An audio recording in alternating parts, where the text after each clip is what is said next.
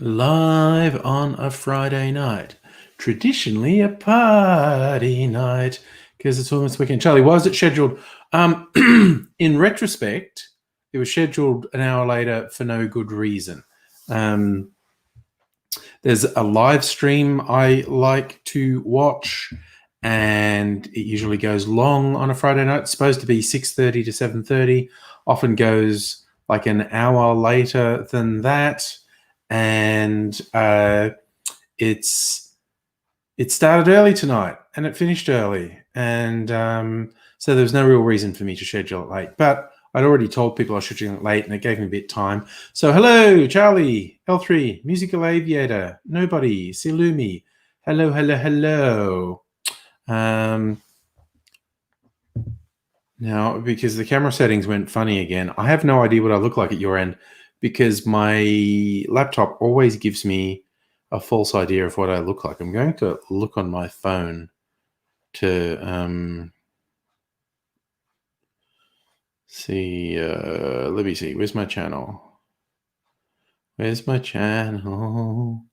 I see what I look like. Let me see. Where's my channel? Okay. It's not that long a lag. I'm going to look up like this momentarily so I can see my face in all its glory, and then look back down here, and kind of looks okay. If yellowish, that's fine. I'll cope with yellowish. That's fine. Hellion, hello, Kirsten. And it's Friday night. It's party night. Cheers. I'm drinking a urine sample.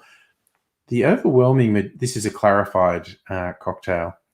The overwhelming majority of cocktails that I clarify come out looking like urine sample. It's just the subject has varying degrees of hydration, and this person needs a bit more hydration, possibly have a urinary tract infection. I'm not sure.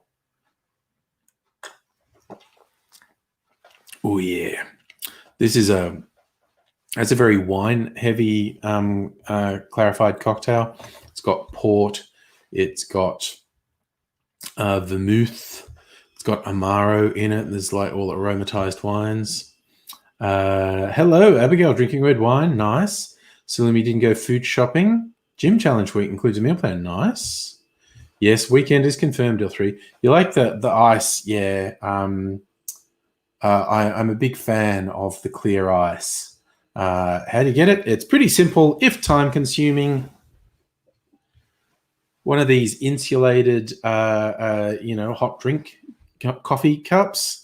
And of course, they come in all shapes and sizes. This one's fatter and shorter, like me. Ha ha! This one's taller and thinner. I've experimented with them both. Takes like a couple of days to freeze, and then you got to let it thaw enough to come out.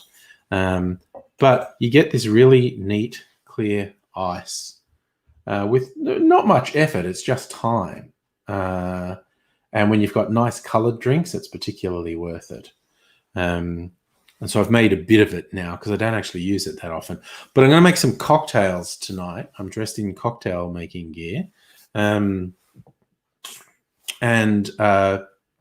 I am going to record them for my cocktail making channel. And I shall probably use some clear ice in some of those. So it looks cool. Looks cool. Here's a warm-up drink. Because it's Friday night, so we're not drinking fruit juice. It's warming up. Now,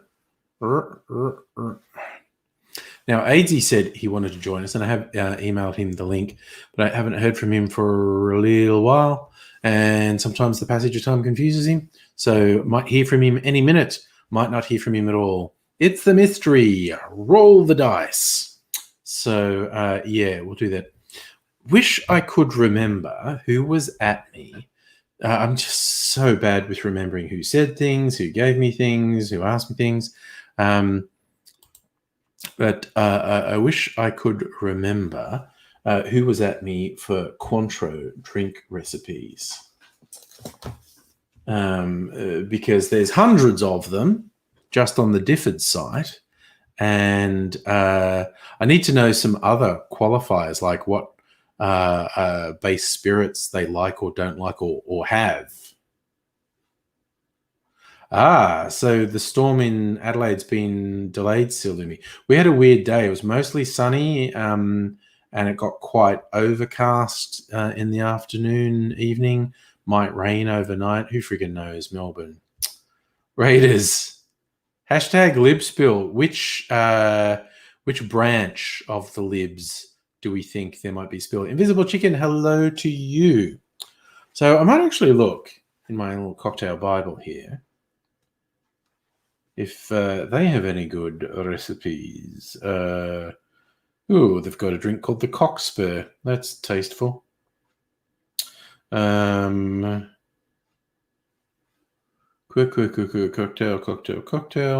Cointreau. Okay, quite a few Cointreau recipes. Let's start off. What's on page 19? Corpse Reviver? What's this one? A Claridge. That's an old school one. Jesus.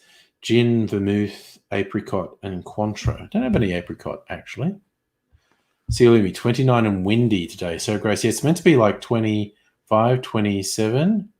Kirsten, it's pouring rain in Sydney. There you go. Rain events all over the place. Raiders, I'm still not sure what you're referring to with Libspill, actually. Saying Melbourne. There was 40 and 47 and 49. Lots of Cointreau mentions. What's this one? A Creole. Creole Contentment. Don't have Madeira. That's a famous one. A Lucien Gardin, named for the Olympic fencing champ. Gin, Campari, Cointreau, and vermouth. So that is basically a Negroni with Cointreau in it. And I don't have Campari. I don't like Campari. Trending all day. See, I'm still at a loss. What Libspill Melbourne? I have no idea what you're talking about. Syncopation, I've made that one. Brandy, Calvados, Cointreau, lemon juice, and bitters. That's just a variant on a sidecar, basically. And sidecars are good. So, I mean, that's a thing. Right. 57 and 64. 30th Century Man. Scotch, lemon juice, white creme to cacao, Cointreau with dashes of absinthe. That's pretty classy. Fox of Fate, good evening. Just looking up Cointreau recipes. 64. 64. What's this one? A Bonal and Rye, or Banal and Rye. Bonal, sort of rye whiskey. Oh, Gentian Kina. Cointreau. What's Gentian Kina? That sounds weird.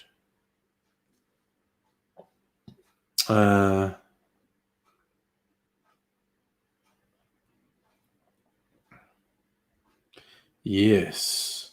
Some sort of aperitif. Could swap in yellow chartreuse. Probably be Okar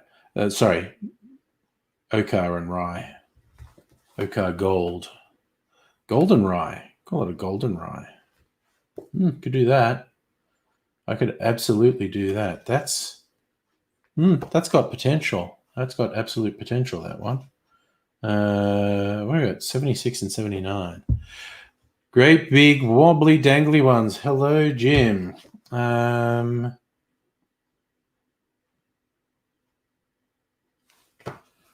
Right, 76 and 79. Looking up stuff in my book.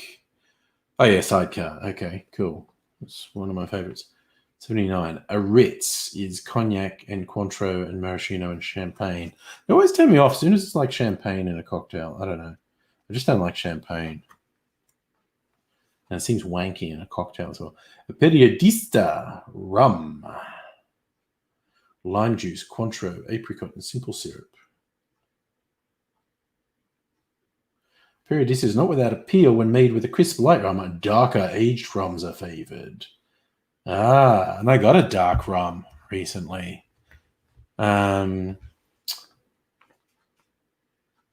that one maybe. 76, 79, 85. Yes, that's the one I just looked at. 125. Royal Bermuda Yacht Club. Aged rum, lime juice, Cointreau, and Falloon. Just a teaspoon of Cointreau, though. Not using Cointreau with that. Cointreau is just like a bit player in a lot of these. 132. Trying to find a good one. A Harrington. Yeah, an eighth of an ounce of Cointreau. You're never going to use up your Cointreau with that. Annette, have I ordered pizza for dinner, then forgotten, made yourself dinner, pizza turns up? I've been in similar situations. Yes. That's the thing. Yeah, I kept asking what it is because, I mean, I've been on Twitter. I haven't seen anything about it, and I don't understand the context.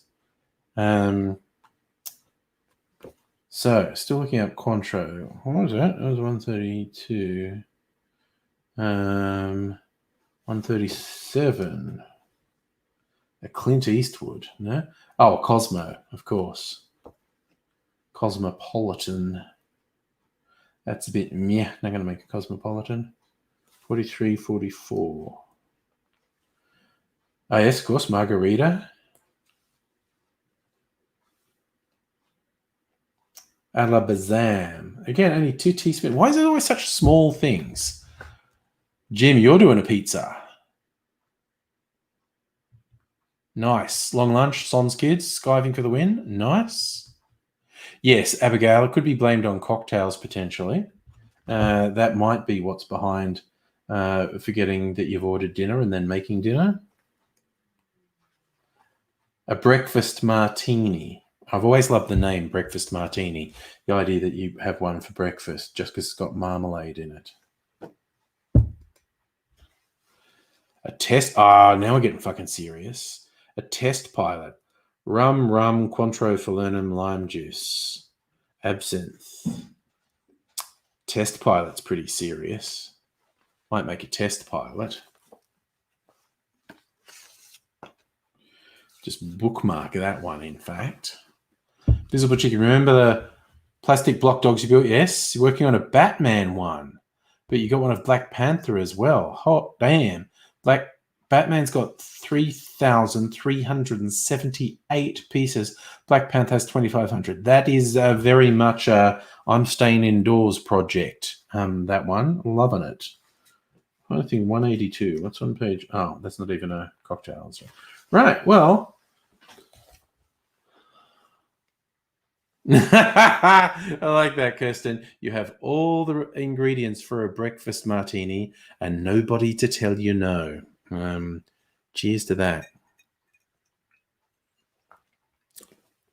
Oh God, the flavors in that are good. I put I put all sorts of weird shit in here. There's tea. There's black tea. Actually, a herbal tea, I should say, but black tea is in no milk. There's tea. There's port. There's Punt de Mez. There's Fernet Branca. And I might have put a bit of brandy in it. Sometimes I just make shit up and forget what I did.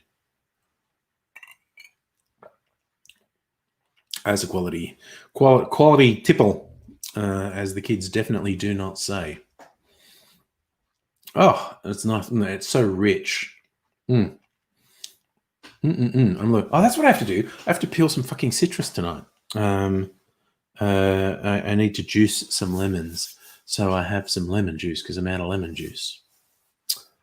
Right. Okay. Raiders. I have no idea why you're saying that's anything to do with lib spill. That's what we say when there's a leadership spill. Yes, I know the thing you're talking about. I just would not have associated it with lib spill. What happened is one of the worst fuckwits in the Victorian Liberal Party, and there is some serious fucking competition for the worst fuckwit in the Victorian Liberal Party. Tim Smith, he he's just always doing this anti-Dan Andrews stuff, like make him resign, and they can't fucking deal with the fact that the majority of the public supports what Dan Andrews did. So Tim Smith thought he was funny. He put this thing on his Facebook page that, you know, do your reacts should Dan Andrews resign, and he just put all the reacts down there, and they all meant yes, except he forgot one. He forgot the care emoji, and so he's posted this thing up thinking he's funny. He's saying, because all possible reactions are yes, Dan Andrews should resign, but he's so fucking stupid. He or his social media team have left off one of them. So even in his rigged "I'm super funny" poll, the care emoji outnumbered all the ones he put there by more than 10-1, and it just made him look like such a fucking fool, which is hilarious. Charlie, the Angry Bunch link, that sounds like a mighty fine idea, it being Friday night. Let's go. Oh, Kyle, you saw that one too. Yes, it was just, I mean, like I said, it's a real competition to say who's the biggest fuckwit in the Victorian Liberal Party. And Tim Smith gives it a red hot fucking go. He is a piece of absolute shit. And he just made an absolute fool of himself, which, again, he should be used to. It's just something he fucking does all the time. So, yeah, there is the link. If anyone wants to join in, we'll have a Friday night party, hanging out. That'd be fun. All right. So, what are we doing? What's it doing? It's okay. It's just being slow. Silumi, hello. Hey. How are you doing? Oh, yeah. It's been a week. You had a week? I somehow managed to throw my neck out sleeping the other night. So yesterday, I left work early, came home and napped for 3 hours. Yeah, no, that's fair. Oop, everyone's joining. So we got Fox and Charlie and David. Hello. Hello, where's my hand? There it is. There you are. That's an excellent angle, David. I love it. Thank you. It's a little bit better than that. And Nettie's joining as well. Yay! Kyle, did the link not show up on Facebook? I thought that was fixed. You're the only one on Facebook, Kyle. So I've just got to open Facebook. I thought that had actually been fixed, to be honest. So, how's everyone's week been? I shouldn't be here because I'm too drunk. Good. Heaven forbid on a Friday night. Yeah, let's go catch up here. I got my. Ooh, what's that one? Green. Oh. Green. Oh. Is that vodka or? It's gin. Oh, it's gin. Sorry, I can't tell. Yeah, Fox knows it. Because it's my favorite. Oh, here's right now. Hey, Kyle. No, this is just a regular one. Oh, Wow. regular. Okay. I joined you from my desk where I'm actually doing work still at 9 o'clock at night. Oh, Oh, and I it's got the. Friday. I You're a got king, Green. the, Whatever happened to slacking? got the fancy tonic. I'm Be just right back. slacking. Oh, I'm all for slacking, Nettie. Don't you worry. Oh, yeah, Stella's just noticing.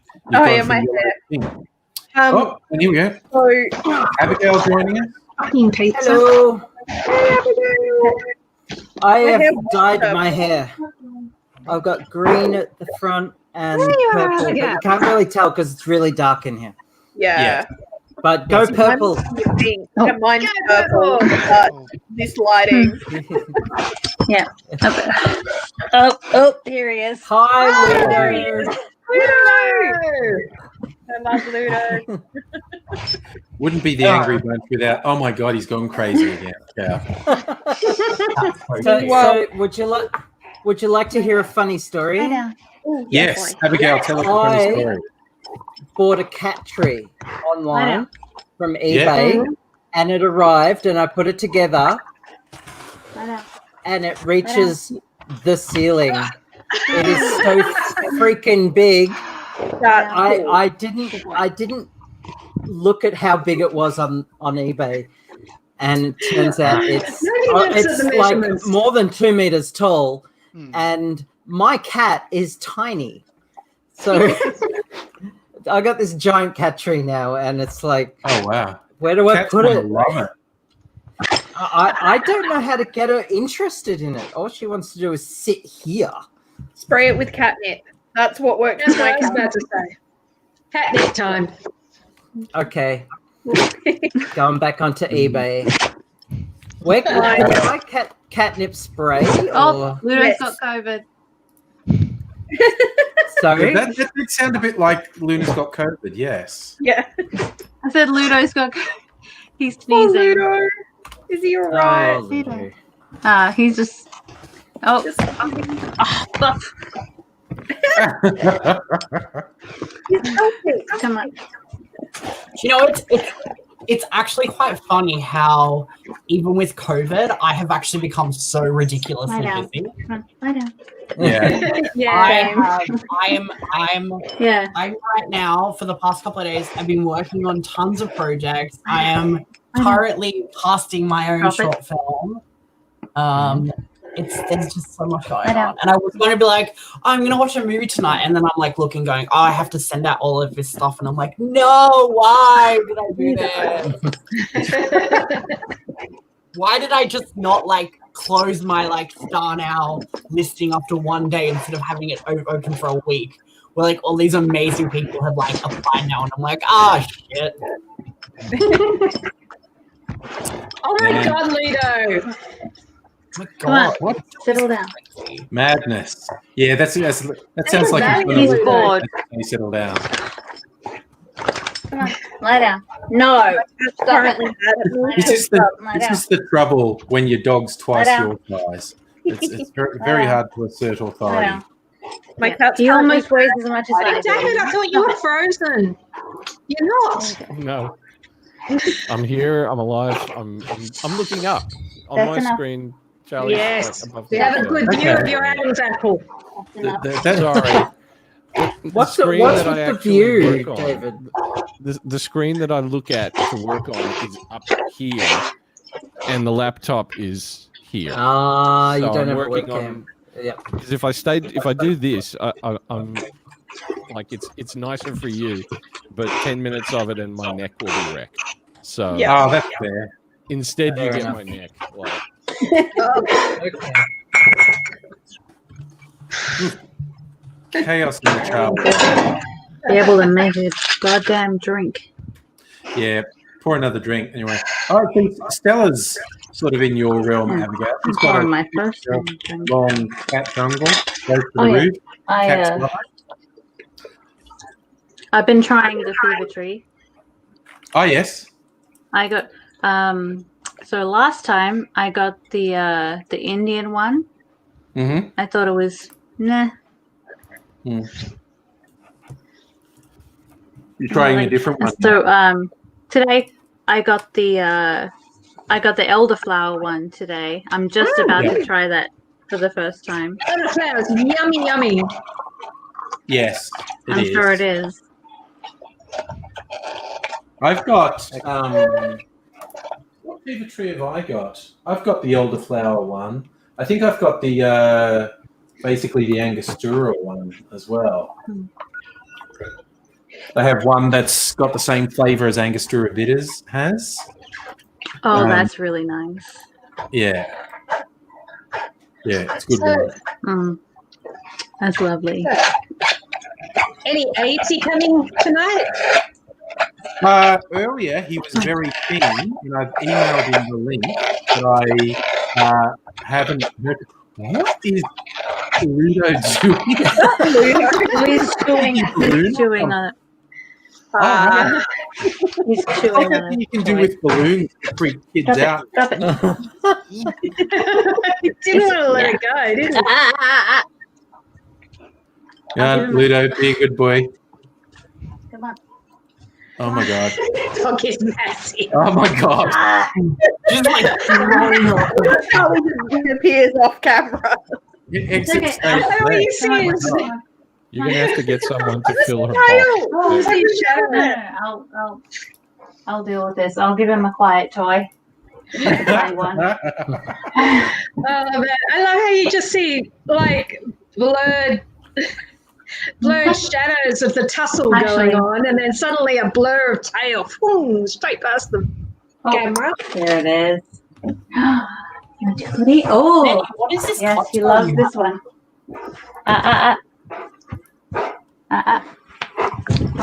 Sit.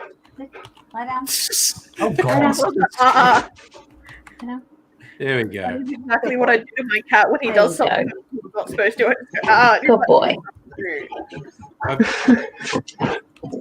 I've been amusing myself by leaving food in the backyard for birds. Got a lot of birds in the neighbourhood, and so I look through that window during the day. I'm working over there, and so seeing which birds come for the various bits of food, the magpies and wattlebirds and Indian minor birds. Yep. I don't think I'll I've never ever get rid of seen a a map. dog enjoy chew toys as much as Ludo does. It's just, Yeah. Well, Is he teething? he's a giant. He's a giant baby. yeah. He is. Like what's the dog He's equivalent only- of cocaine? I think Ludo's on it.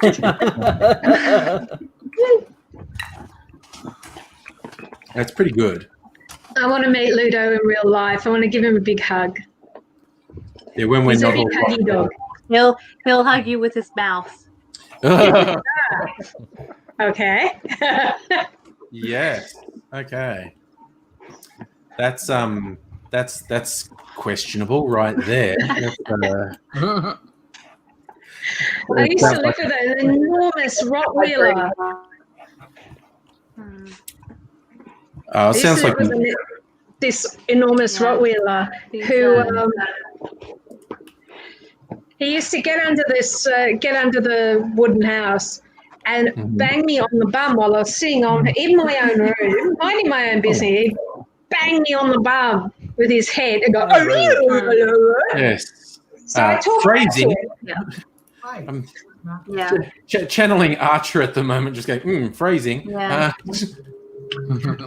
Ludo does that. He'll just shove his face into your bum. Yeah. Looks like that. I'm just going to say I'm showing admirable restraint at the moment. The amount of things I could be saying, and I'm not saying any of them. Good. Someone's Be give a me a good prize. boy, Ozzy. Be a good boy. Got to be a good boy. Papa from the edge of Vic in the border bubble.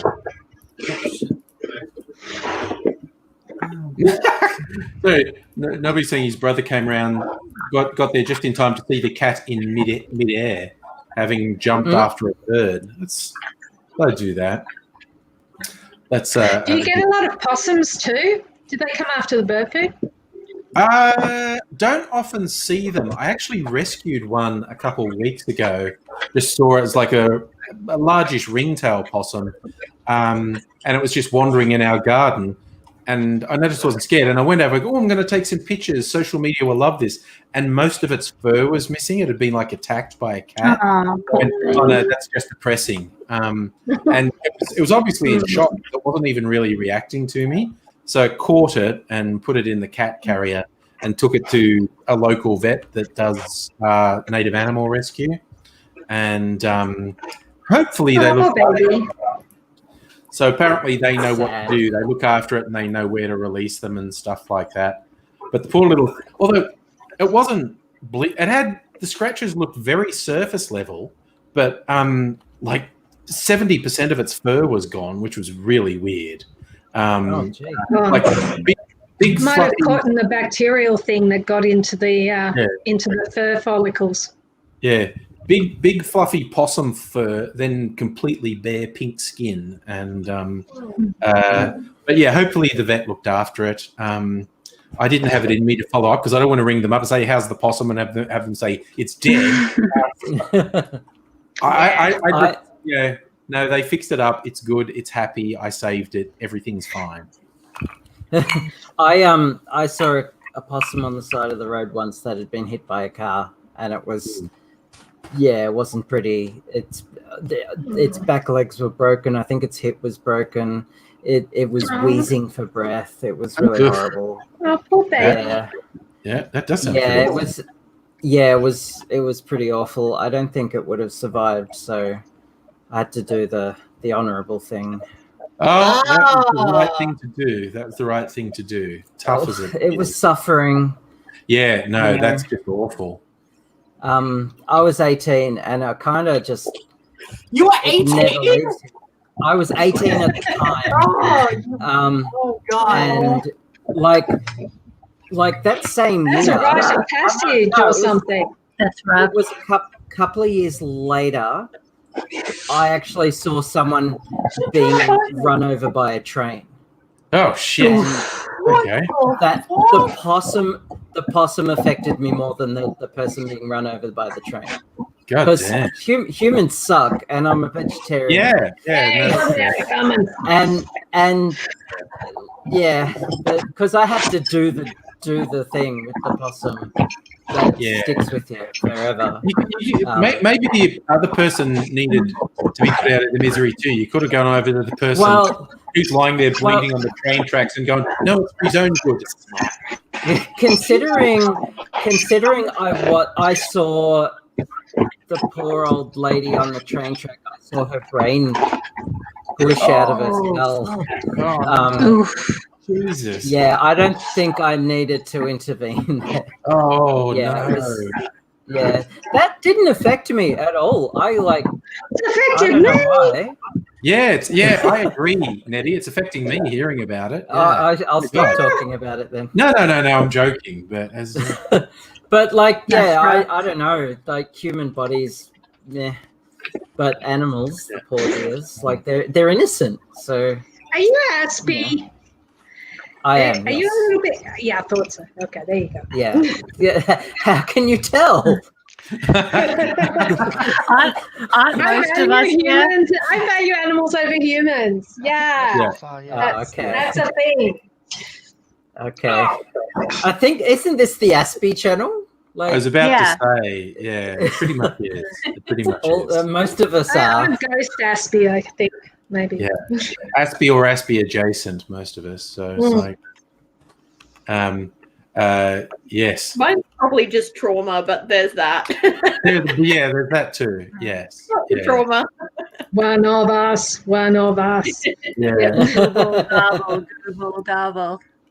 Jim wants to know if you could kill a person with a possum. Yeah, you just put like honey on the person's face and then throw a possum at them, and possum will go travel on their face. Possum? That American possum. Kill the person, it would just injure them. Like our possums are relatively cute, but have you seen possums from the US? Oh, the opossum. They're just big rats. Yes. They're pretty scary. Yeah. Throw one of those at someone and it'll like scratch their eyes out. They're way too fucking pointy. You throw it. Like pointy they're very nose, pointy. pointy teeth, pointy face.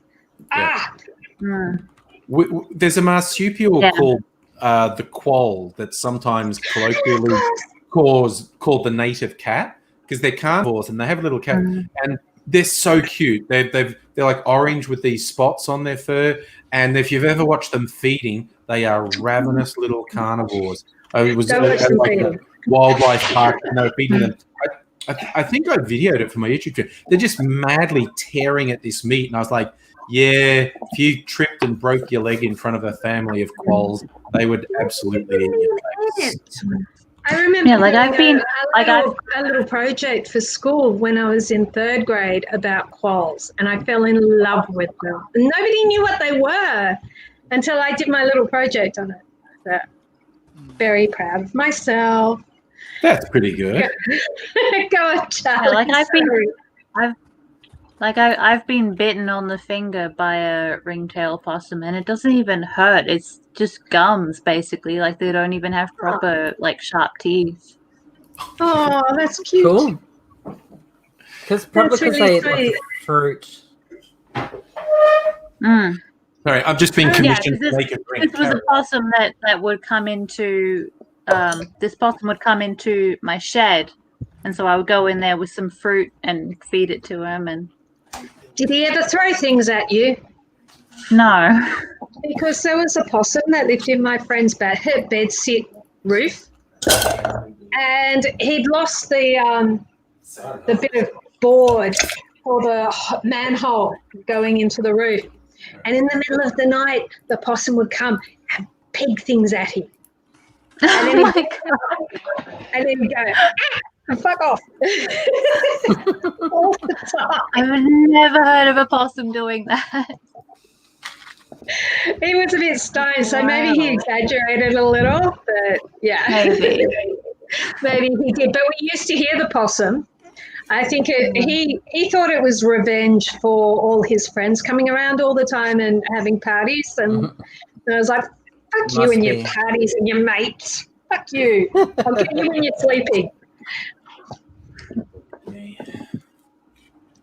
Possums are sweeties. Possums are sweeties. I've just been commissioned to make a drink, so don't mind me. They're so cute. Oh. Maybe make a possum themed drink. I have to go get a drink as well. I made this like massive pot of carbonara. Bolognese sauce. Sorry. And like I put all my usual stuff in. And I noticed I had a bottle of red wine in the cupboard, so I opened it up, put some red wine in it, and it's delicious. But then I had open bottle of red wine, so I had to drink some. That's the same logic with my dinner problem tonight. Yeah. After about 3 of these, children were saying hungry, hungry. And I went, okay, I press buttons on Pooter. And food comes. And it seems that I ordered 2 pizzas and forgot. And so I went, I need to feed myself. So I fed myself. Fair enough. And then there was pizza. And then I had to eat that too because it was delicious. So, sorry, I just want to show you this. My son wanted me to make him a drink, so I'm forcing him to drink it out of a big cup that says I like that. Gorgeous. Well, I'm going to have to get a few of those. Cold, I don't mind cold pizza. Like, you could have put it in the fridge or something. Yeah, cold next pizza for breakfast. Perfect breakfast. Oh, God, people lining up. And we're going full. I'm going to go grab a drink. Hello. Hey. Hello. Hello. No. Oh, wow. Oh, my Hello, God. everybody. How are we? Going to enter Hi. by saying hello. You look How's awesome. quarantine? The hair is killing it, by the way. Whose I just hair? want to enter by saying, pray God, I'm not too soon. And that's the loudest I'm going to be all night, except when I sing my songs. Because I've rearranged some country songs to be more accurate. And I think you're going to love them. That's a plus. What are we loving? Songs, my I think. new reversioned country songs. I think you're really going to get a kick out of them, because basically I listen to some country songs and I go, yeah, that's not quite how it goes, is it? And so I've changed a few of the words around, but the spirit is still there. But the heart of the beast has just been shifted about a bit. I'll sing them. Cheers, everyone. Cheers to you, Abigail. Whoever said that. Cheers, Charlie Money. Mr. David Glimstone, Hi. are you having a moment of religious ecstasy? Always. Because you're staring at what appears to be the ceiling. Are you being given glossolalia words from God. Because if that's the case, you and I, brother, have got to have a serious all-weekend counselling session. I can't be And explaining really my neck fucking clear our heads with the pipe all the way cleaners. through this stream. It would be That, so boring for everyone. You fuck up your neck, did you? I have a screen up here. I'm looking right. at you here. I will for a moment. I'll just. Hello.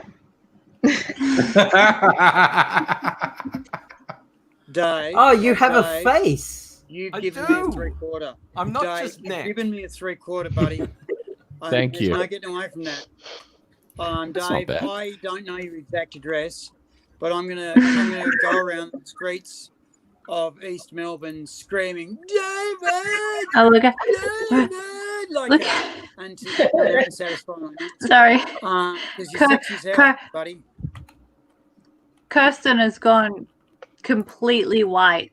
Kirsten, you have no facial features at all. Got everyone's noticed Kirsten's, Queen Kirsten's beautiful new haircut, haven't they? Yes. Everyone's noticed. It's gorgeous. Oh, this is not She's killing this is not new, AZ. It's been around for a while. Let's see if we Kirsten, can are make it you better. in There we your go. Is that better? are you in? I think you've got the brightness up a bit much. It's just the light from the monitor. with. Yeah. Yeah, Are you in it's lockdown fresh. at the moment in your hotel room? You've freshened Yeah. it. I know you have because it was different last time. Oh, that's better. That's better. How That's many better. Yeah, days into your Now lockdown we are can you? see you. This is day 3. Day Why 3. official lockdown. She moved She's to Sydney. actually in quarantine. Quarantine. Yeah, quarantine. Wow.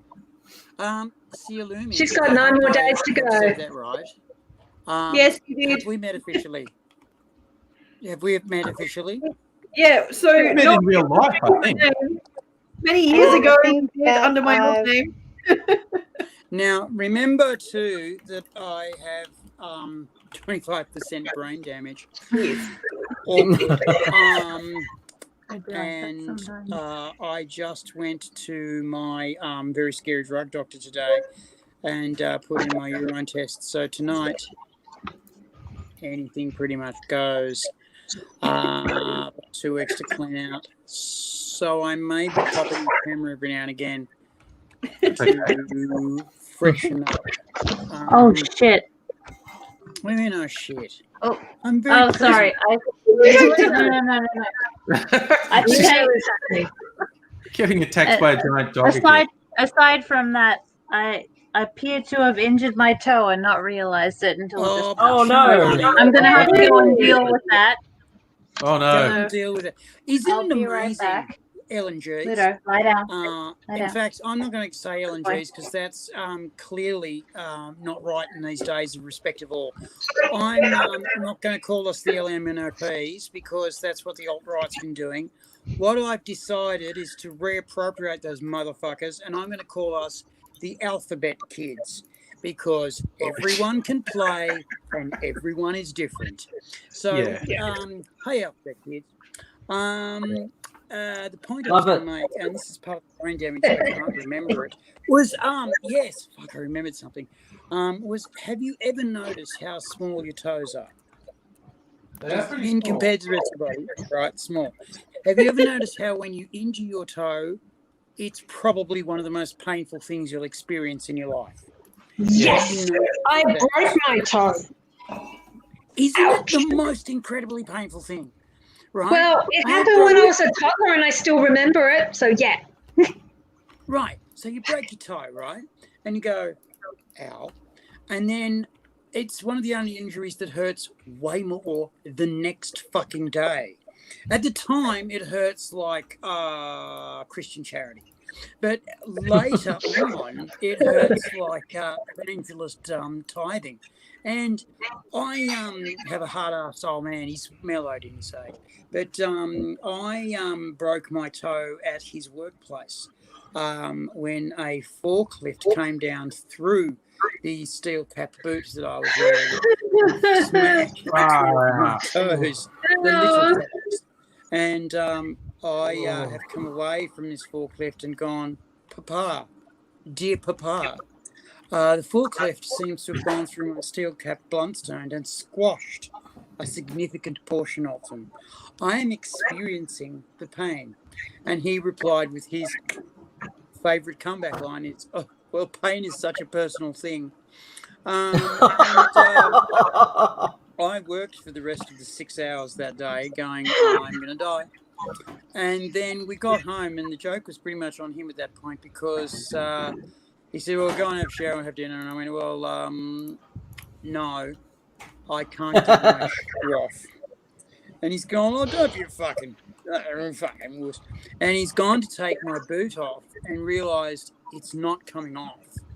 And he's gone, did the steel cap bend down into your foot? Yeah, that's what I was thinking of. The steel has crushed 2 of my toes. And he's hanging on. That's the problem with those things. And so he's gone, that's ridiculous. And so he's pulled me across the room. And he's gone, okay, we'll do this properly. You grab hold of this gate and I'll pull you away from the gate. You can't imagine how much I pissed myself when the gate came out of the wall. It did fall on my head, but I laughed because it was more expense for him and fuck him. And he said, that's not funny. Who's going to pay for that? And I said, you are. And I laughed again. And I said, and you still haven't got the shoe off. He's gone, oh, we'll fucking soon fix that. And he's got the angle grinder out and going, this is going to end in tears. Oh my God. Not necessarily his. Fuck me drunk. He did a bang up job. He actually used a bit of brain. He got some secateurs and cut the leather off, and then had a proper look to see if I was just faking it, and gone, oh, that's really crushed down, isn't it? And I said, oh, I told you that. Fiddle DD, that will require a tetanus shot. And so he's gone, all right, we'll get these off. He's got the angle grinder out, and then he's ground off the steel next to the squash bit, because he'll have to do a bit more delicate job next to the squash bit. And I've gone, I'm really, really worried about this. And he said, well, put a towel over your head and you won't have to worry about it. And I'm going, it's not the looking at it that I'm worried about. I've seen you shoot me with an explosive nail. Again, not a problem. The problem is the leaking plastic bag, which is my body. So he's got the angle grinder and he's ground off most of the steel cap where there was a bit of a bubble. And then he's looked. They wouldn't have an angle grinder at the hospital. There's no need to take me to hospital. Nettie, yeah. Get real. Hospitals are books and wimps.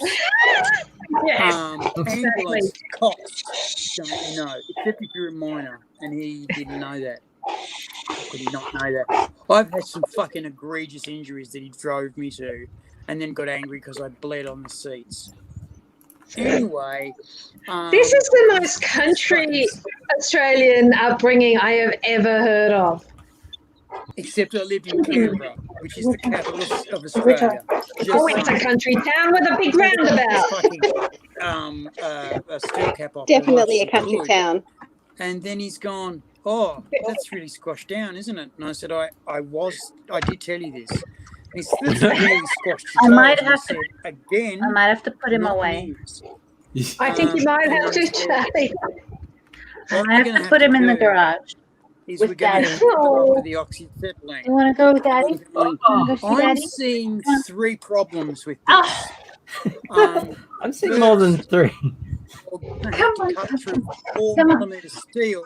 Oxyacetylene means the gas axe, which means there's going to be sparks flying everywhere. Second, my mother is in earshot of us, and she will no fucking way to do that. And 3, I will in no way make you do that. He grabs the oxyacetylene, lights the fucker up, and and then fucking starts it on the boot. Sort of got me pinned, and starts it on the steel cap, and I'm going, "You are actually burning me." He says, "I'm fucking not." And he looks back down at the toe, and the toe that he's freed is on fire. And I've gone, "I'm going to kill you." And my mother finally says, "We really should take him up to the hospital." And my father goes, "No, it's ridiculous." And I'm going, "At which point was it ridiculous? When did that start?" When I got up this morning at 4 to come to work with you, I'm thinking, so he says, "What we'll do is we'll call the fire brigade, because they'll use the jaws of life The jaws of life. The jaws of life to open up the steel cap and release his then miraculously healed toes." The fire brigade turns up. They look at me. They look at the steel cap. They look at him. They look at the steel cap. They look at me. They look at him. And they go, "We're calling an ambulance." And he goes, no, I don't want it to cost me any money. And they go, Jesus. And they go, "And the police." And they did. They called the ambulance and the police. And the police turned up, and the fireys wouldn't leave. And the cop was going, "Oh, fucking no, you're here." And the fireys said, "When we suggested an ambulance for that, he refused on the grounds that it would cost too much." And the cops went, "All right, mister, your surname, miners don't be charged any money for ambulance rides at all." "Oh, don't they?" "No, not at all." Oh, but I'll ride with them and they'll get me that way." "Nope, they can have a responsible adult ride with them." "Oh, good, I'll ride." "No, you're not the responsible adult." So me and Mum spent another night in hospital because I found out later that Pa's plan was indeed to get the steel cap off, and to then immediately take me out of hospital so I wouldn't spend the night there, costing money, and so that they wouldn't give me any of those drugs that would make me dopey. Well, you were going back to work the There was next another day. occasion where I got very, very badly beaten and nearly killed, actually. And I went to the hospital because there was no getting around it. My mates took me to the hospital. Back in those days in the 80s in Canberra, you didn't go to the hospital because the cops, who were the shittest federal cops, had to offer. If you went to the feds and if you were shit, you became a beat copper in Canberra. And they used to run rackets and they used to run strings of nastiness. They're the biggest crims in Canberra. And if you were a minor and you went to report a theft or a robbery or a rape, you'd be taken around in the back of the cells, beaten and raped. And so the last thing that any young person wanted in Canberra was to deal with the cops at all in any way. And if you had a gunshot wound, a stab wound, or anything that looked dodgy, the AMBOs and the hospital were forced to call the cops. And so we would turn up to the hospital in all kinds of disrepair, obviously having done something fucked up. And what our gang's story was, the Drug Appreciation Society of Darramala College, our story was we'd turn up between 10, 11:30. We'd turn up and go, "Yeah, we were playing a game of night hockey and he fell." And you broken arms, broken legs, piece of piss. Knife wounds, hard up, but still doable. How did he fall on a knife? Oh, we had it up as a goalpost. Point up. Well, it won't stand. Point down. And he fell on it. Yes, 3 times. He's very clumsy. And they basically accept any fucking story as long as it was almost plausible. And that beats all the. Your steel cap toe story is it beats all the. Well, may I interject? that it beats all the debates and stories that I heard about why you should or should not wear your steel cap boots into the mosh pit. Mostly it was, You should. you get a fat fuck and he smashes it down in the mosh pit. He's got to and be he as goes, fat as a forklift carrying a pallet of bricks. And Mm, no fun- fat fuck fun- I've ever met is that fat. So besides fat fucks- funny story. oh, Abigail's story. just going, So I nearly got beaten to death. Can and I? finally, Wait, Abigail. You Go let someone Abigail. else speak occasionally, AZ. Yeah. Sorry. take Abigail. it forever. Let Abigail tell her story. Okay. Then I'll finish the steel cap story. So I have a steel cap story, except mine involves me in my 20s when I used to do illicit substances and go to raves and dance a lot. You know, like most As you do. 20-year-olds, as you do. Anyway, the only shoes I had at the time were a pair of steel cap boots. So I thought, okay, they're comfy. So I went to this massive rave at Crile Castle overnight. I went to all of them. They were so good. And I wore my steel cap boots the first time. And this is what prompted me to buy sneakers for dancing. So yeah, I just danced away, took some drugs, drank lots of water, had good friends around me, and we had a great time. I had a friend drive me home because like I drove us all there, and it was great. Great night, all the right things. I've never had a bad ecstasy experience. Let's just say that. It's always been good. Gotta love it. Anyway, after over 24 hours of dancing in steel cap boots, I thought nothing of it. My feet were okay. So I took my shoe off, and it was on my left foot, and my big toe, the nail had ground down. Oh, yeah. And the big toe and the second toe were completely numb. Oh no! Yeah, No. and Well, at I least they didn't weren't feel- bleeding. yeah, they If weren't this- bleeding. If there's any But, yeah. movement backward and forward in a steel cap boot, you will Yep. fuck up your nails and your heels so fast. Oh. What Yeah. they teach apprentices to do is Johnny get joining us manipulated too. spirits and put them around their toes and Oh, around their yeah. heels. And what Hi, it everyone. does is it forms Hello. tough, calloused Hello. skin very, very fast. Okay. And it stops that We have a full house. rubbing. It is. Oh, we do. Because I've seen apprentices take off their boots at lunchtime I and wonder- bleed. And Yeah. then they go, oh, boss, I want to go home. And the boss goes, no, I'll fix you. And then they get the most hardcore sanitizer they can, wipe off the Fair wound, enough. bastards. And then they get the mercurochrome. And you see these guys who are like 15 crying and laughing. It's such a I cruel wonder if I image. can show off my. So Yeah. finally, Abigail, I'm at Canberra Hospital in Okay. Blackmount, that old, and my poor dear mum's there crying because my old man's been a dickhead again, and the doctors look at this and said, "How's this happen?" I said, "Forklift, pallet of bricks, dickhead father." How is it? Current count 10 hours. watch it. Painful? Yes, quite. In fact, can you feel your toes? They are speaking messages to me. And I said, well, that's interesting because one of them is completely flat.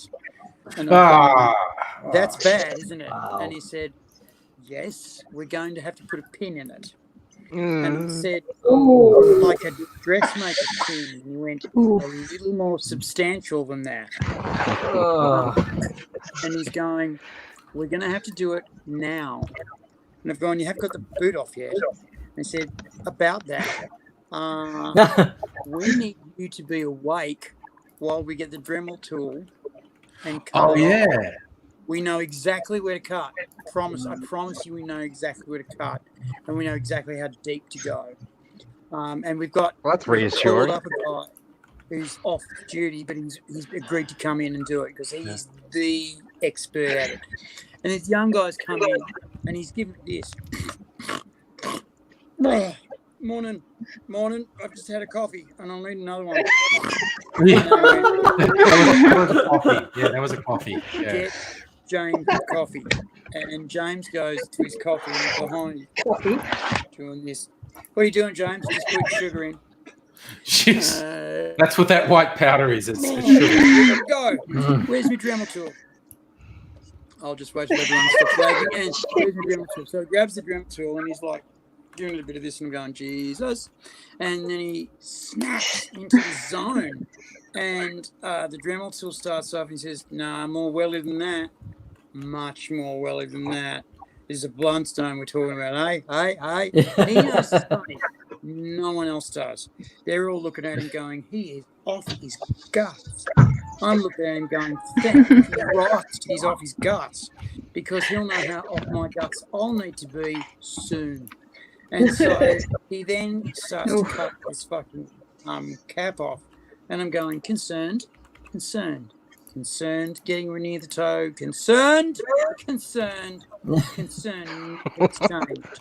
And where he's moving my foot, yes, that hurts.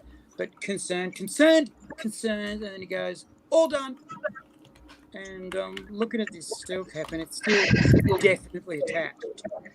And I'm going, but I note, without trying to tell you your job, it's your duck, I'm not going to tell you how to fuck it, that the steel cap is still quite stuck to me. And he said, this is the magic part. And he says, nurse, apply the magic solution. And they got water remover, which is in fact liquid nitrogen. And they've poured it on. And he says, nurse, the flame of magic. And then he puts this fucking gas torch on my foot, which is, I got to admit, numbed by the nitrogen, and burns it, and then he just gets these two fucking hammers from I don't know where he kept him, probably up his ass, I don't know, and goes, and the thing goes like a bell, ching, and just falls apart.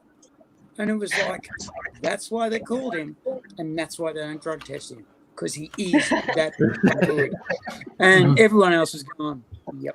Yeah. That's and I figure if he went to any other major public hospital in Australia, they'd drug test him regularly and he'd fail. But in Canberra, I reckon he runs a department right now, and I reckon it's successful.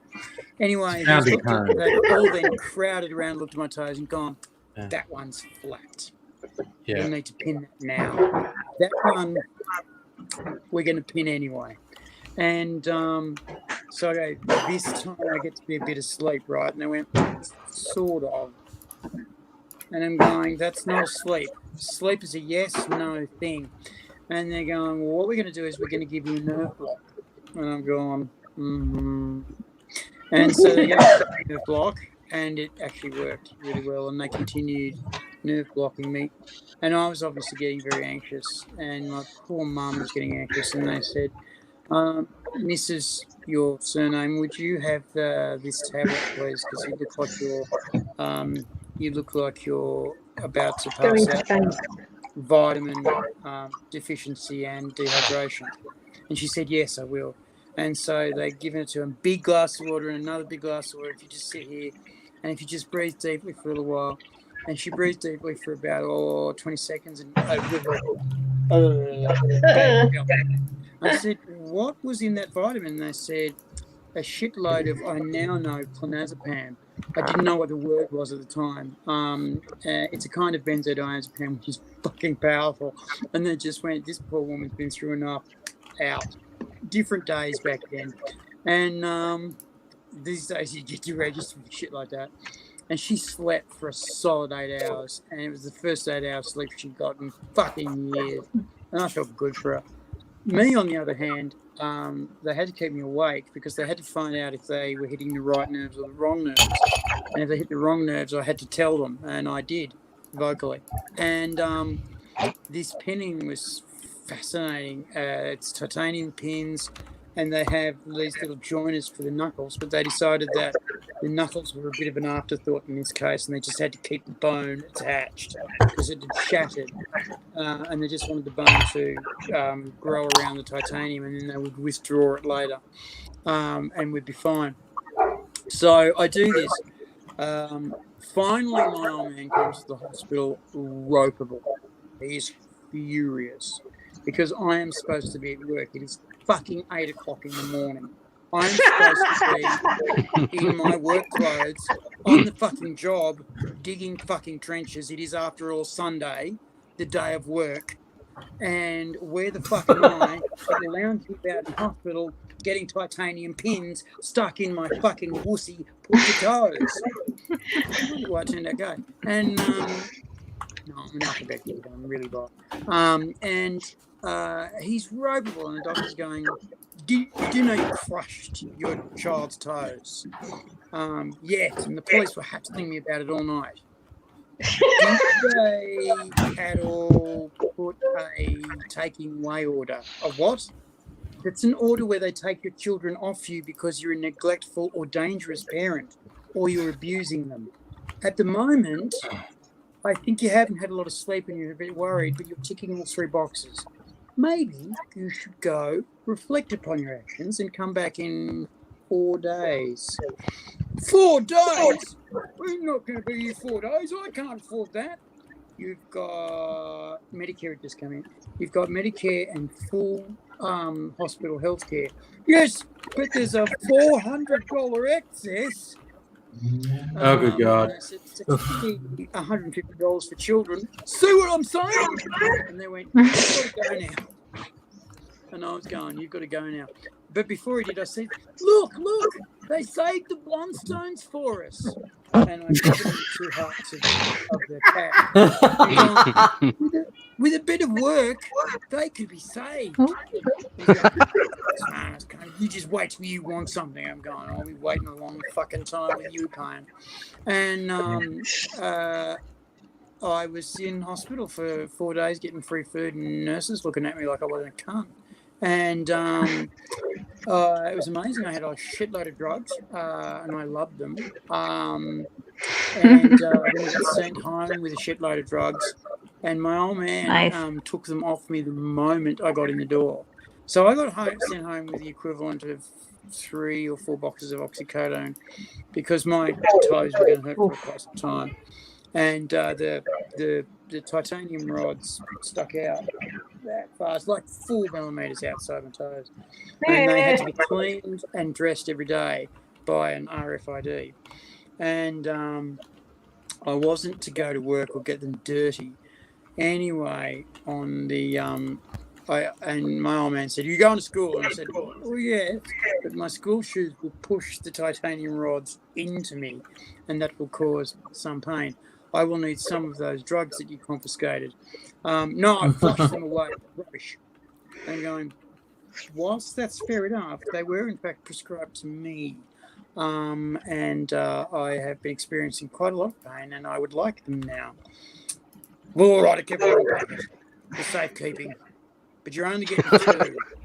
I'm going, good. Why don't you give the other 6 that I'm supposed to have today to my mum? She can give them to my the staff, and they can, if I really need it. And they won't, they're Catholics. They don't give support or safety to anyone.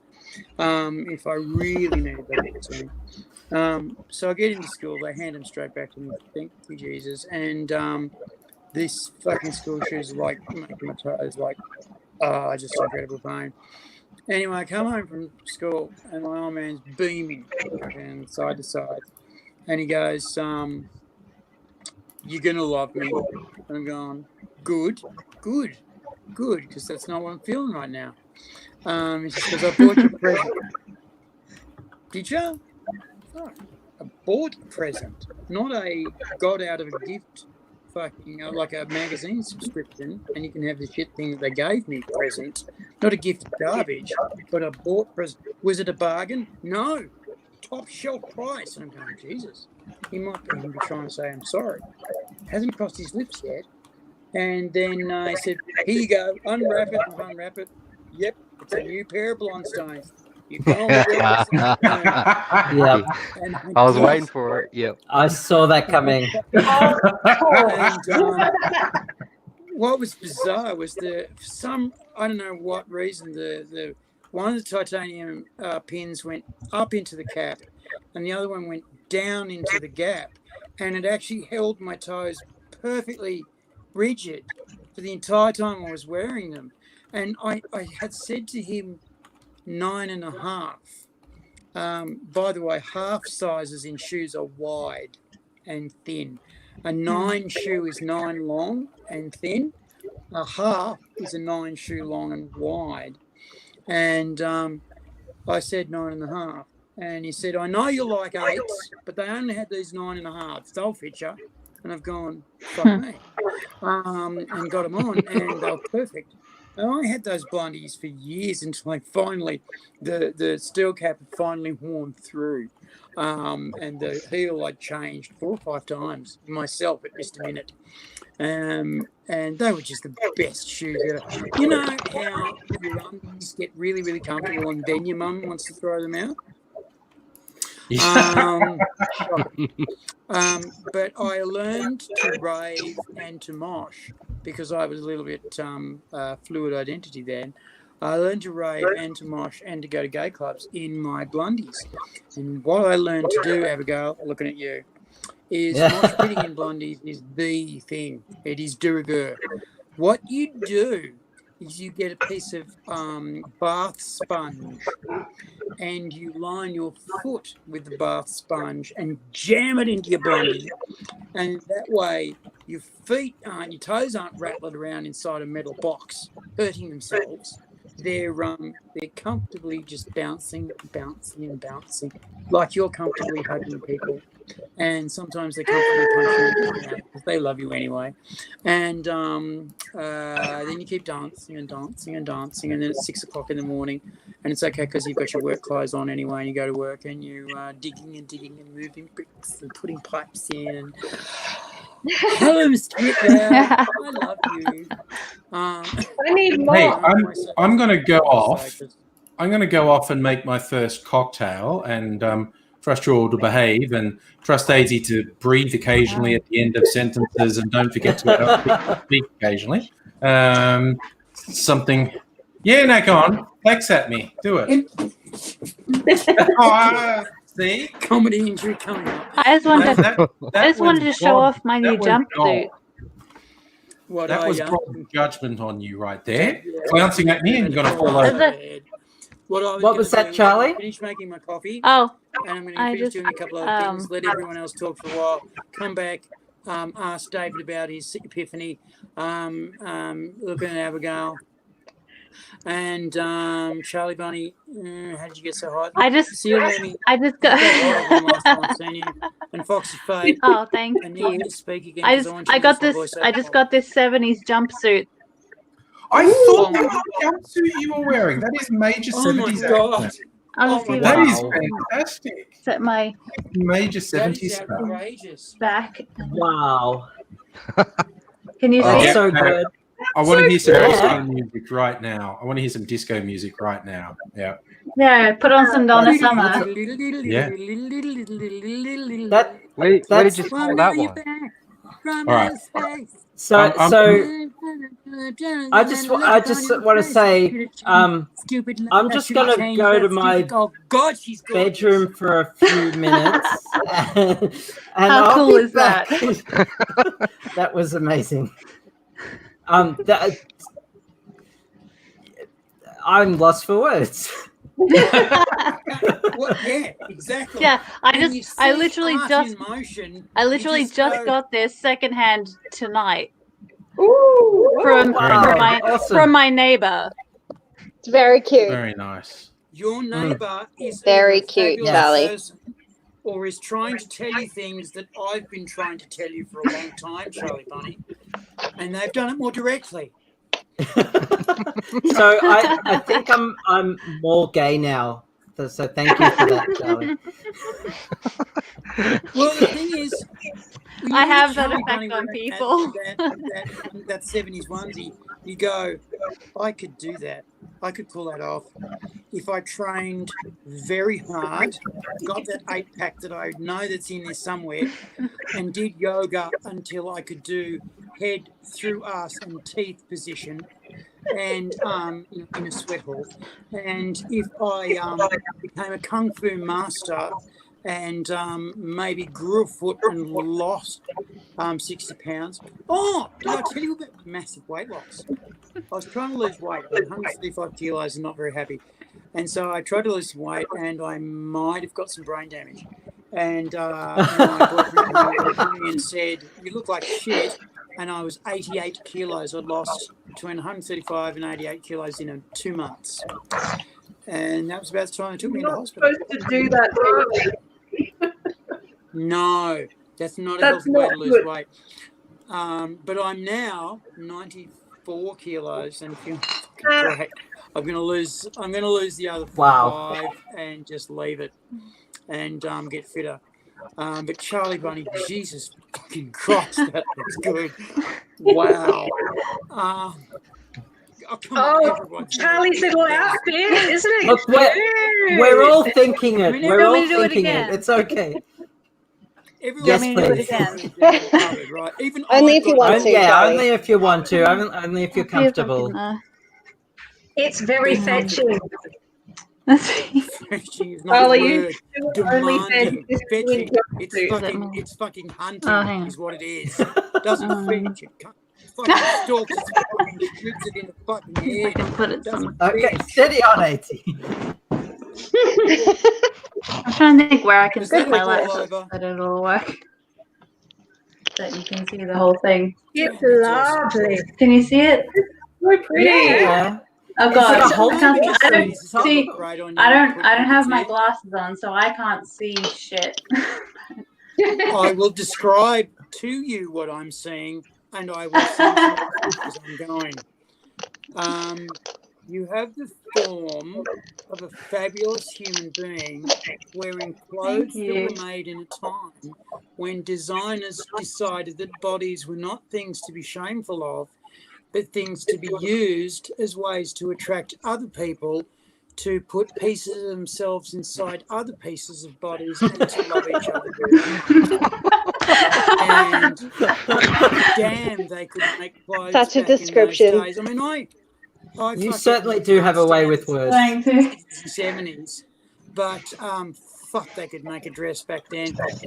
Tell me anyone who hasn't seen that scene out of Breakfast at Tiffany's with Audrey Hepburn's fucking LBD looking at jewelry shop and going, Christ, that's gorgeous.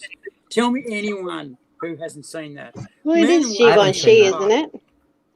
Sorry? Yeah, Givenchy. Am I standing the right? The Givenchy. Givenchy. Yeah, it made Givenchy's name. And it made... Yeah, it did. And every girl in the world after that movie has an LBD in the closet.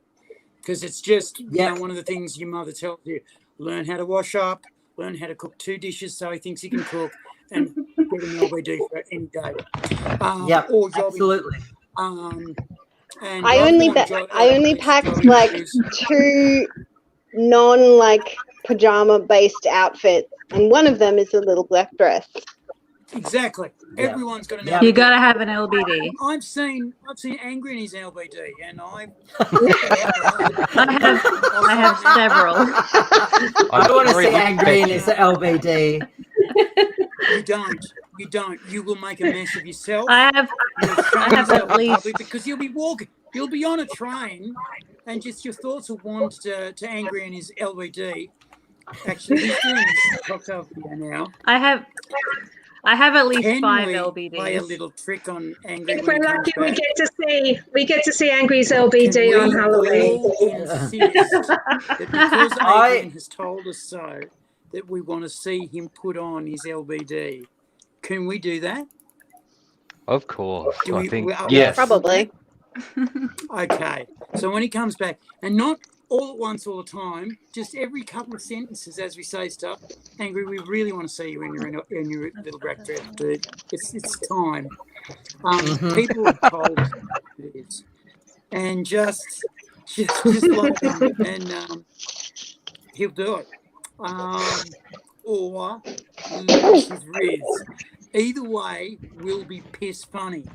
Charlie Bunny, serious question. Is your neighbour seriously wanting to get into your pants, or is your neighbour just a kindly person who looked at you and said, this is going to look great on you? Oh, She's just having a big thought. no. She's just an older lady with clothes that she thought would fit me, so she gave me a bag of them. Wow. What a great And this line. was in there. Right. Excellent I will score, bet my though. ass that a lot of Yeah. them, when worn, look fucking great on you. I will bet my ass that a lot of them would look amazing on you. Hey, And you've always got to Kirsten. keep Hey. your eye out for that little old lady. I had a little old man once who, Kitty! who basically took me to a Hi, Bella. scout hall, and he had set up a microphone and a block of staging, which was a metre square. And he said, get up on the block and the microphone, and I said, right. And he said, I want you to tell me your 5 minutes. And I started telling me 5 minutes, and I got off the block. He said, no, get back on the block. And it took him an hour and a half, but he made me stay still and tell jokes, which is something I never learned to do. And to this day, it is the best way to do jokes. And what it is occasionally, it's not someone trying to get your pants, it's just someone who knows better than you and knows skills from the olden days. Because in the olden days, microphones didn't move. You couldn't take them off a stand and take them around the stage and pretend you were, you know. But in the olden days, they did move. The thing is, if you move, you've got to have a reason to move.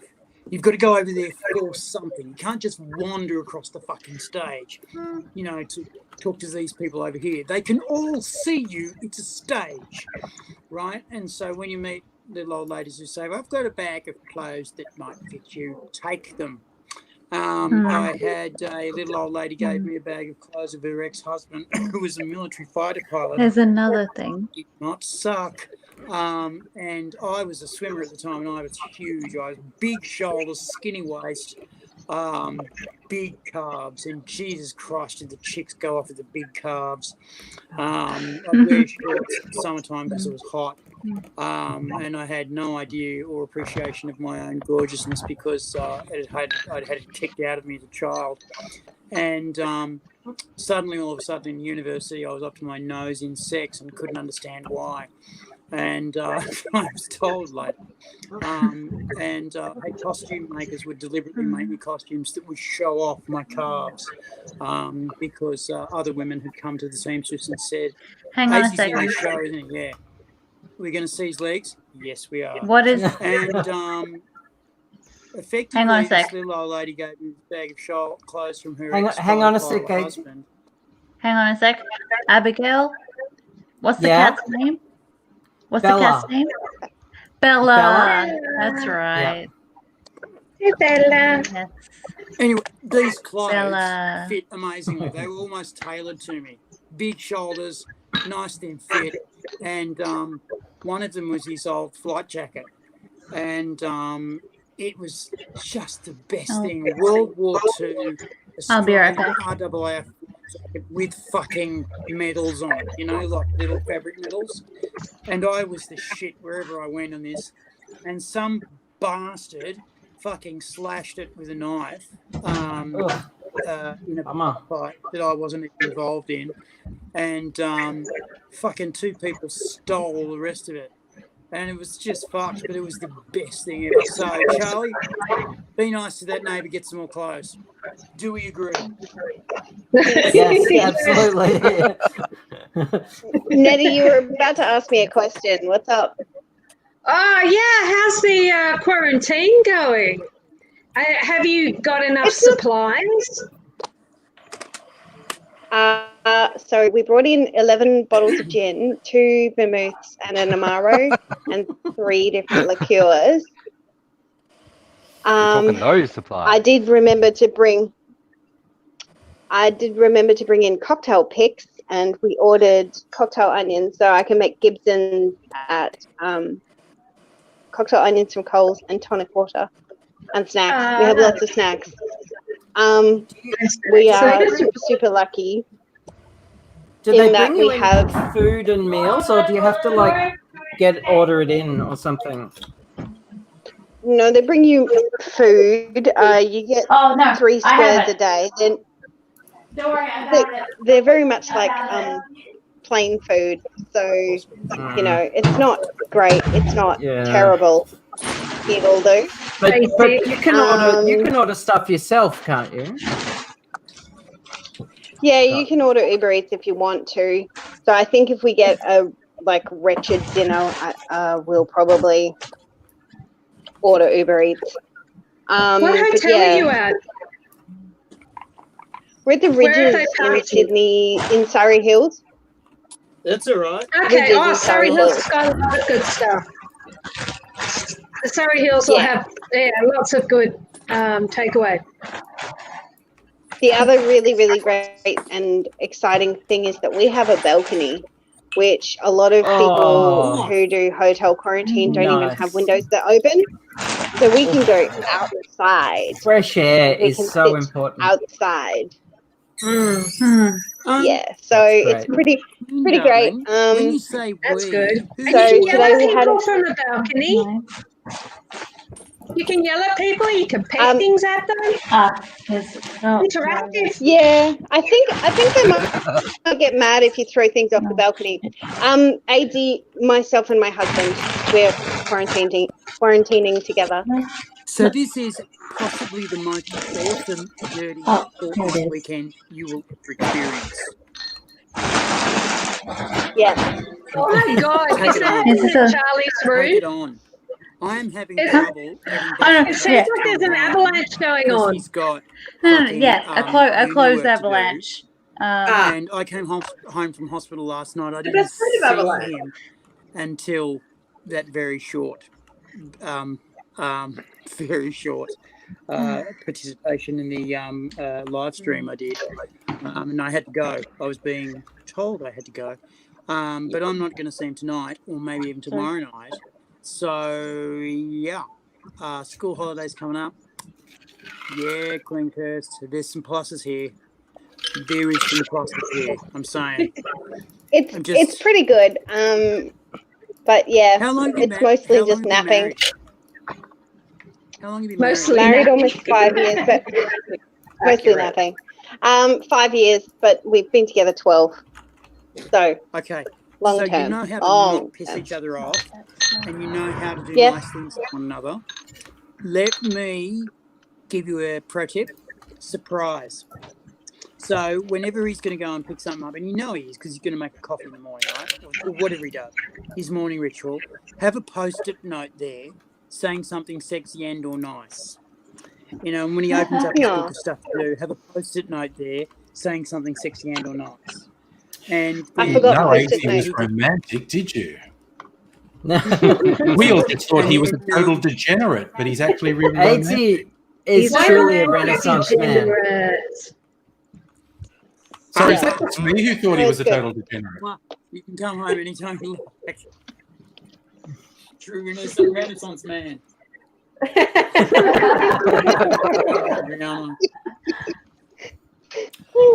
So I made a drink called a mountain sipper that I found online.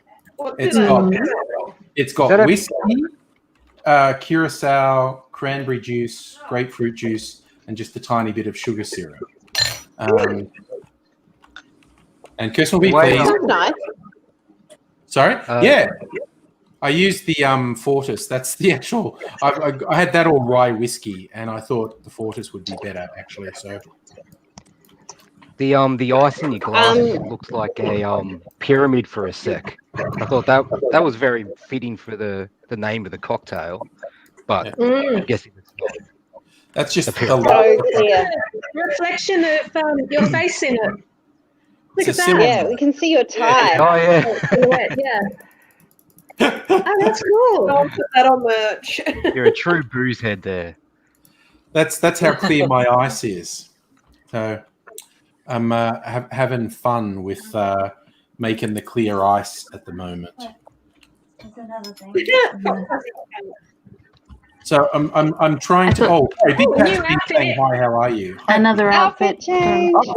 It's for fashion time. I thought, I thought I could wear this to a job interview.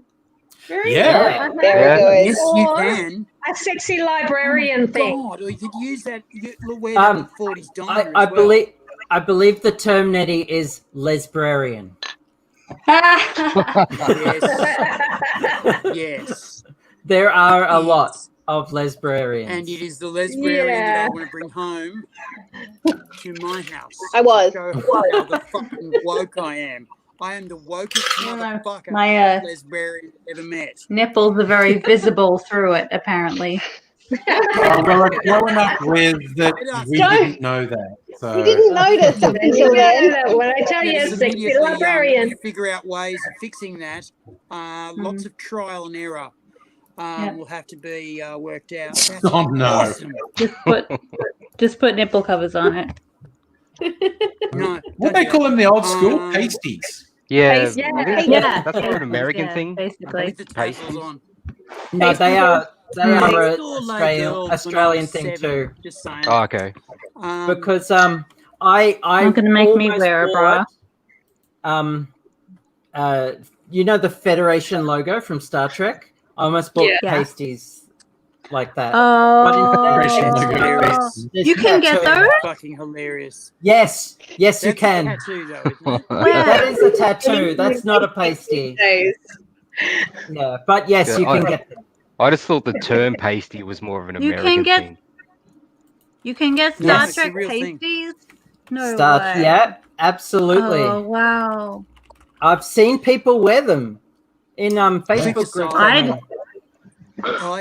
I know a guy whose Star Trek logo, when he taps it, it's got a shortcut to Siri, and he commands Siri to ring someone or answer the phone or whatever, and it works perfectly as a communicator. And apparently, he's I've got the flip up phone. The tricorder. The communicator. The communicator. Yeah. And it's a Bluetooth speaker. Ah, nice. Wow.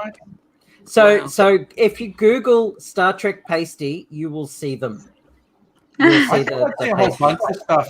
Some of them have tassels, some of them don't, but they are there.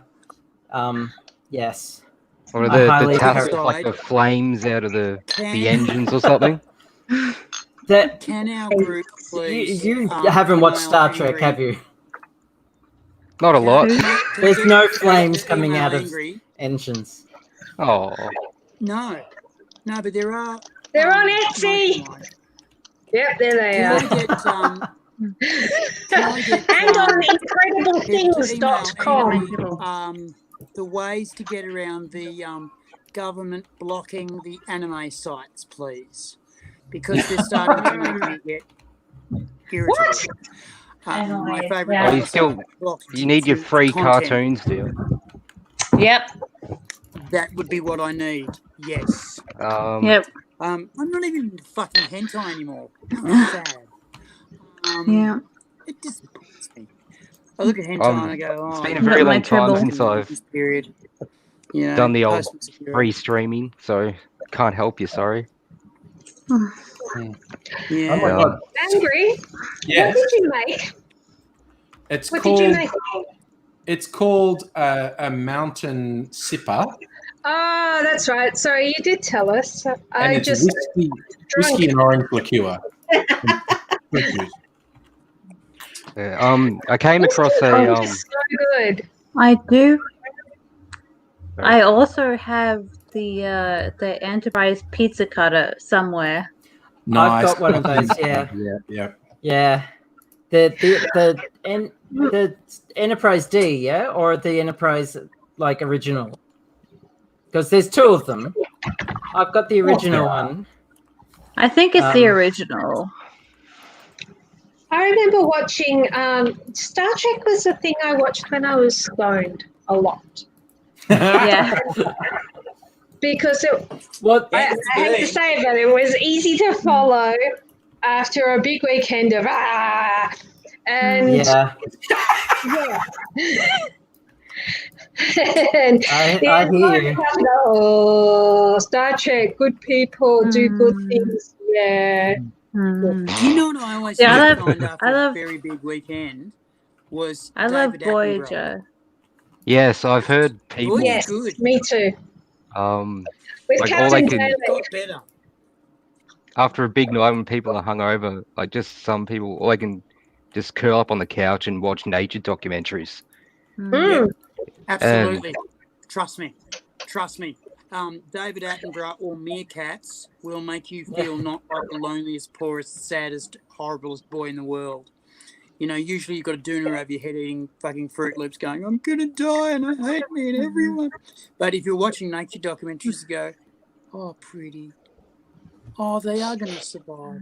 Look at the little ones that climbed out of their little burrows from the sand and are going to the sea. And they have nice soothing music. Yeah, but to be honest, it always depends on whose story they're telling. Like if they're telling the story of the lion family, when the lioness is dragging down an antelope, you're going like, yes, get it, feed your precious babies. But if it's the other thing, and the whole thing has been from the antelope point of view, when they're running from a lion, going, oh no, get away, little antelope. Does anybody? Yeah, no. Does anybody here? Does anybody here know about the Moomins? No. I'm aware of. Are they cow Mormons? No, they're like a Kinda. Well, like a sea cow. Oh, okay. The Moomins. It's a Okay. cartoon series. Oh right, Swedish or Finnish. that weird hippo. Yes, Finnish series. Oh, there you go. The Finnish are pretty weird. The whole place, like the whole of Finland, there's just like Moomin and Pingu stuff because both of those shows because are they're both from made there. Finland. Yeah. Is Pingu from obviously- Finland? See, that's Moomins. Yeah. Everyone's seen them. Oh, That's yeah. Moomins. I have not This heard one of time, them. They got a Ever. kangaroo in one of them. and it's so wow. comfy. And this one time, I was horrifically hungover, and I turned on the TV, and there was this Moomins special on TV, and it was just so comfortable, so nice, so It was the right comforting. thing. Yeah. You know what's not comforting and nice when you're hungover in, say, Wollongong? Sometimes Or you just want to watch fucking Play School. Or you want to see F-18s from Newcastle bomb Dapto. Just saying. Am I the only one who's like, Oh, speaking of Dapto, something terrible happens when you just feel bad? It's like, okay, let's just go watch The Exorcism of Emily Rose because I like to leave more together than that shit. That's the other thing. Watch something really like awful. whenever I'm sick, you just go to the local psych ward and just whenever I'm hang out sick, for that. whenever I'm sick, I watch The Cat Returns. Oh, that's a brilliant film. Yes. Love that film. Yeah. That was That's one my of Shelley's favorite. go-to-sleep That's my films. favorite Ghibli. Yeah. I think Do you know what? Shaylee might end up marrying a cat because of that film. Pickle. I loved My Friend Totoro until someone told me the true story, and it killed me. Oh no! Destroyed my What's world. the story? Oh no, Is it that based was an urban myth. on a true story or I something? refuse to tell you the Kind true of. story. No, I read it. I read about that. On its own. That was an urban myth. That was Yeah, not true. It was a People hoax. do make It shit up wasn't on true. the internet, believe They it or do. not. They It's kind of like with what's Spirited Away. There's people put this thing about like, oh, it's about prostitution, and then Japanese people go, no, it's not. No. What the fuck are you talking about? The coming of age No, story. no, no. No, my kids think it's about prostitution. I read it on the internet. That's what it's about. It's for prostitution. Well, if you read it on the internet, then it must be true. Must be If true. anyone under 18 says it's true, then it's true. Well, Slender Man I know created that. for like creepypasta competition and was a Photoshop thing that wasn't at all real, and then it kind of just snowballed because like horror people who like writing horror are going to do that, and fucking snickers found it, and then schizophrenic kid who was yet to be diagnosed, which concerns me. Her dad was schizophrenic and she was clearly symptomatic. Don't be in denial. Just take your kid to get tested. Then convinced another friend to try to kill their third friend so they could go live with the Slender Man. Like, no. Oh, that's yeah. I remember when that happened. It gave me the heebie-jeebies. Oh, yeah. Fucking get enough people in one spot and they become America. Fucking, yeah. I think about all the Ghibli films. Never a true word, AG. Every single one of them is actually based on true events. Every single one of the Ghibli films is based in part. So Spirited Away was based on Hide's, well, I fucking can't remember his name. My favourite artist in the world. What's his name? Miyazaki. That's the one. Thank you. Miyazaki, family friends. And this girl was 8, going on 9. And he wanted to capture a moment in her life where she was at her most childlike beauty before she became the new part of herself, which was coming into her womanhood. And he wanted to capture the wisdom of her age without the wisdom of her growing, which is around 8 or 9 the time. And that was what Spirited Away was all about, was the in-between part of the journey. Not the journey, but the in-between part of the journey, the captured moment. And you know how the Japanese are very into the sakura and the dropping, the perfect moment being captured forever. I blame Zen painting. So when Totoro came out, and I got told the apparently now not true story, which makes me very happy, I was deeply upset because it sounded exactly like the thing that Miyazaki would do, which would be to finish off a terrible story with a lovely ending. Right. Angry. What? Do you love me a little bit? Hey. Do you love me a little bit? I love you a little bit. This is why we keep you around, Lots of love. Don't turn off my mic because I like to hear everyone. But I am going to be off camera for a while, and yes, I'm not going to talk, but I will when I come back. So angry. Yeah. We've been told that you look pretty good in a little black dress. So could you? I'm going to go and put my kilt on. Well, no, your little black dress. Everyone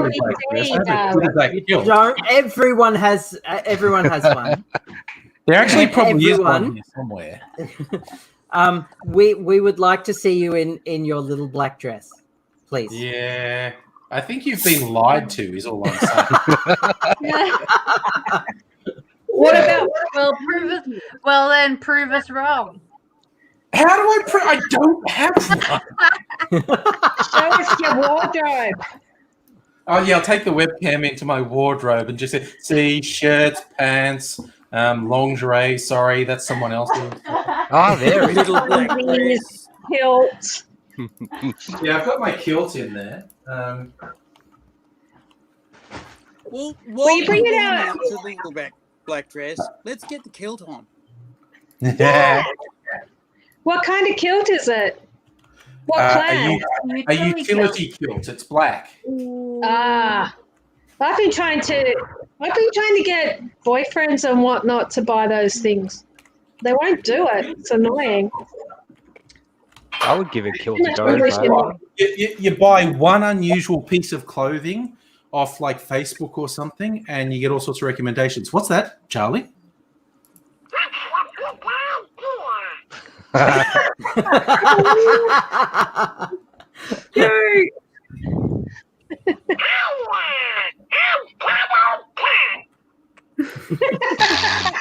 cute.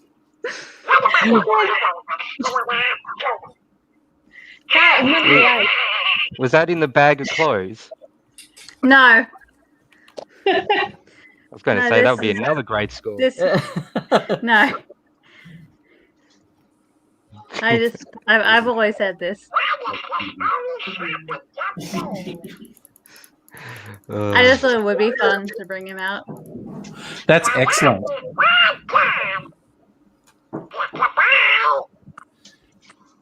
There you go. Stella agrees. Kilts are hot. More men should wear them. Kilts are Hell yeah. manly as fuck. Fuck Kilts yeah. are like the most manly Just things suck. ever. They're so expensive to get a proper one. Yeah.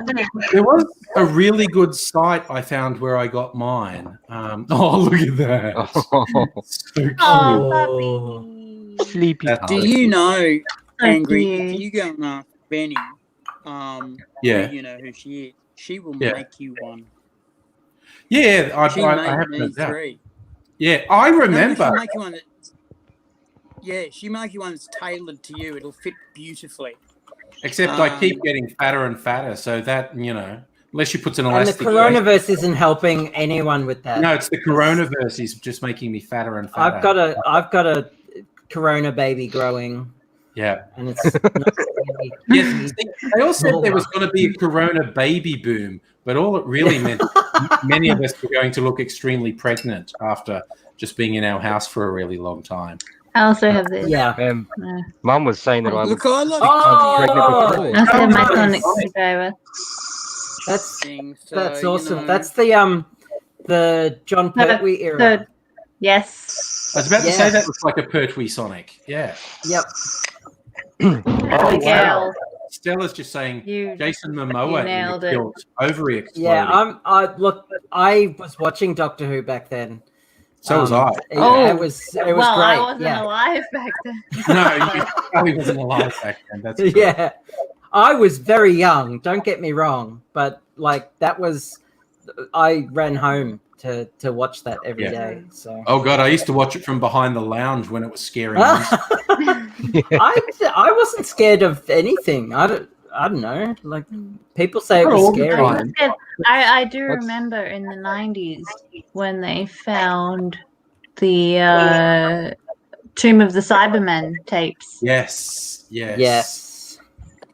And we watched them, and that was creepy for me. Yeah, a few of the Patrick Troughton and John Pertwee ones were actually really quite creepy. I always it was a bit of a cheap thing because some people are arachnophobic, but the John Pertwee one, Planet of the Spiders, was intense because there's one bit where the Queen Spider psychically controlled him and made him dance around, and then the voice going, "You are afraid, aren't you? You are not used to being afraid. You are very wise to be afraid of me." I hate spiders so much. Okay, well, do not buy. I can't remember exactly which model it is, but there's a certain model of Mazda car that it's made of spiders. Sorry, what? Wait for it. There's these spiders that are attracted to petrol, right? And they basically invaded the petrol tanks of these Mazda cars, and they couldn't do anything about it. They basically just coexist. You have a petrol tank full of spiders. It's not bullshit. I'm going to get paranoid that they're in my There bed. are spiders that are attracted to the esters stop. they put in petrol. No, we just have to stop talking about spiders. No spiders! Oh, I'm arachnophobic as fuck. Trust me. Yeah, so we stop talking about them now. I'm not an arachnophobic. I pick up spiders. I like how carry them outside. Okay. No. We all talk about creepy crawly and let's all say our 650 grams of respect, Doctor Abigail. I'll go first. Let's talk about slime monsters on Doctor Who instead. Let's talk about our first Doctor Who. I'll go first. My first Doctor Who serial was The Hand of Fear. Ooh, Tom Baker. Yeah. Nice. Tom Baker. Nice. And that was Classic. that was actually the last serial with Sarah Jane. Sarah Jane. Yeah. Oh, yeah. That was the one where she left. She went home. Yeah. There was the classic line though when But he's that was trying. Eldrad must live. Eldrad must live like a cult. Eldrad must live. When she's gone missing and the doctor's trying to give a description to the security people to find her, and he says like she's wearing like overalls, and he's on the phone. He goes, "Yes, like Andy Pandy." It's just like he is so sick of them because like, no, Sarah Jane's missing. Find her, you dickheads, and stop picking on her dress sets. You know, it's just like. So when I watched that, I was like 5 years old, and so I was watching Andy Pandy. Fair enough. So my first. Go Fox. Sorry. Go Fox. What? Oh, who's you want to say something? Oh, Abigail. Oh no, Sorry. that was me. Sorry, Abigail. I thought it was Fox. Sorry. So the very first serial I saw was Logopolis, where Tom Baker regenerates, and I was instant. But that was when it was live to air. Like that was when it was actually run. It was in that early 80s, and I was instantly hooked. And I kept watching, and there were repeats that I watched, and then Peter Davison did his run, and that was that was like the big moment when Tom Baker bowed out, and I didn't know what I was watching until holy shit, this is awesome. Little 5-6 year old me. So that was my first. Was that when it aired? When it aired, yes. Wow. Yep. See, because I grew up during the wilderness years, so I watched everything. Yeah. I watched everything on VHS and what did you ABC think of the movie? Repeats. The movie.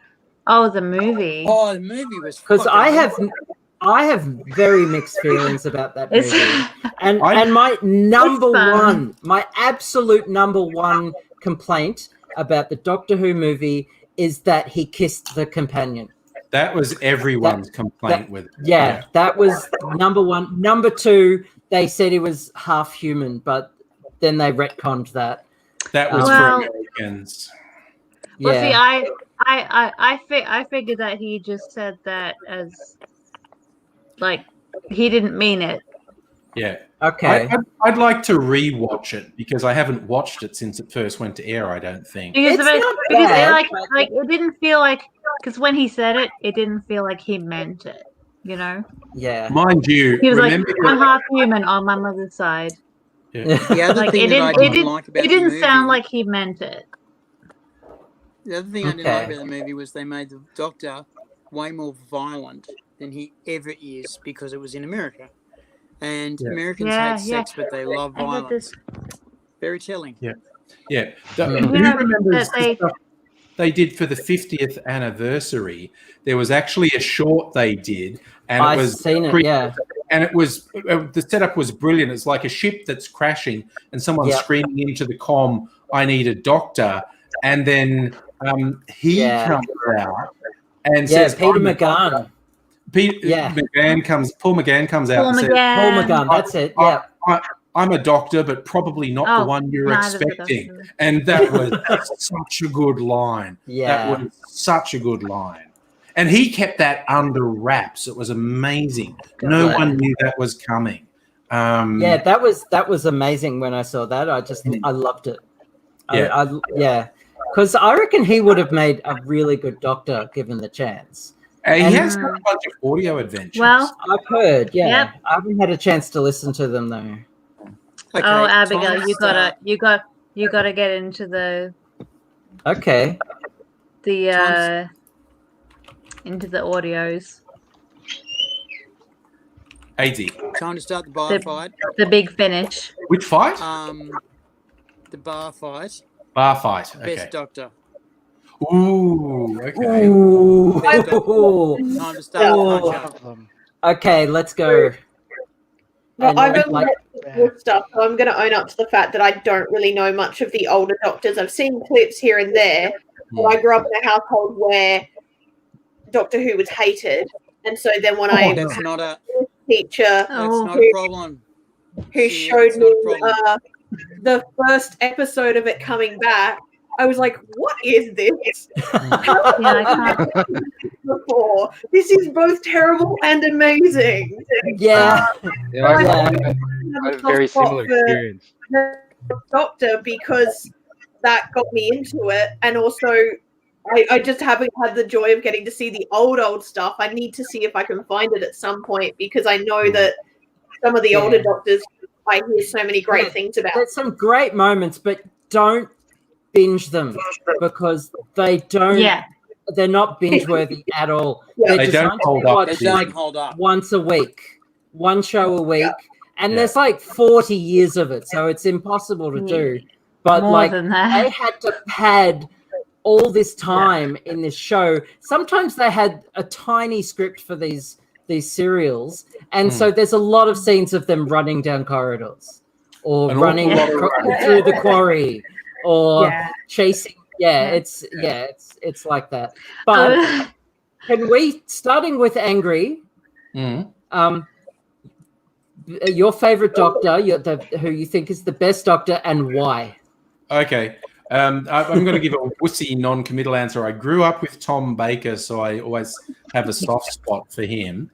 Of the new wave, I was always impressed by Matt Smith's ability. Like, he's normally doing that "I'm an overgrown child" thing, and occasionally he would just fucking snap. And it was he was the one who would say, "I will fucking wipe you from existence." And his ability to go from "I'm an overgrown child," to "fuck you, I am going to fuck your shit up right fucking now." That was impressive. I always thought that was impressive. Plus, Peter Capaldi just made it feel like a completely different show. He's just an incredible actor, and he owned it. And I used to think this feels like a totally different show. No other Doctor has made me feel like I was watching a totally different show as Peter Capaldi did. And the way he was able to show pain, they were all actually pretty good at that. It's my favorite thing about the new wave Doctor Who. They all feel the repercussions of their actions. With old ones, old ones never did the repercussions. Not even remember when Tegan, the airline steward, just up and left. Yeah. And they were like, "Oh, okay, let's go on." Like, they killed Adric, and it was just like, Yeah, and no wonder she left. Yeah, Adric was shit. We were all glad when he got killed. He was a little shit. Oh, it was a sad moment. It was really well done. I liked Adric because at the time I was a big maths nerd back then, and he that gold star he had was a maths award. Yes, mathematical excellence. I loved that. And he was like a bit of a role model for me when I was in high school. Adric. He was a child prodigy, little shit. He died in the Cyberman one. Yeah. Like, where a fuck? New Who? Old Who. He was a Peter Davidson. Yeah. Oh, all right. Sorry. I missed it. Yeah. So who wants to go next? I'll go next. Yep, who's your favorite Doctor? Favorite Doctor and why? David Tennant. Because you want to have extra one. Because he's hot. He's on my I would turn straight for list. He's got that skinny boy sexy thing. He's got that going. Because he's got that. always cared about the other when he was going through a massive grieving process himself. He had destroyed his entire culture. And he did it, he knew he did it, and he did it because it had to be done. He was a traitor to himself. He was a traitor to his people. He didn't admit anything to himself, and it was his girlfriend and his enemy that showed him his true nature just before Eccleston bailed out. And he spent the entire arc of David Tennant building himself back up, only to realise that he had to give it all away again, and it killed him to give it all away again. And then the whole arc at the end of the David Tennant period, he will beat 4 times. He will knock 3 times. He will knock. Yeah. That was just gut wrenching. That was gut wrenching. You hear it again and again and again and again in the last few eps, again and again and again. Yeah. And then when you actually hear the 4 times, you just go, no. Yeah. No, that's and as Will. David Tennant did Surprised better than anyone. He did Surprised. I didn't know that could be a thing. And I didn't know that could affect me that way. He didn't know Rose was going to affect him so that he'd fall in love. He didn't know that he was going to become the oncoming storm. He didn't know that he was going to watch one of his best friends in the world lose her mind, and he would do it. He didn't know that was coming. And he did all these brave and noble things, and at the end of his time, he just felt like he'd failed everything. He'd saved the universe over and over and over and over and over again. And he just felt like such a failure and such a miserable, miserable guy. And he just, what actor just walks out going, oh, I failed everything and I'm miserable?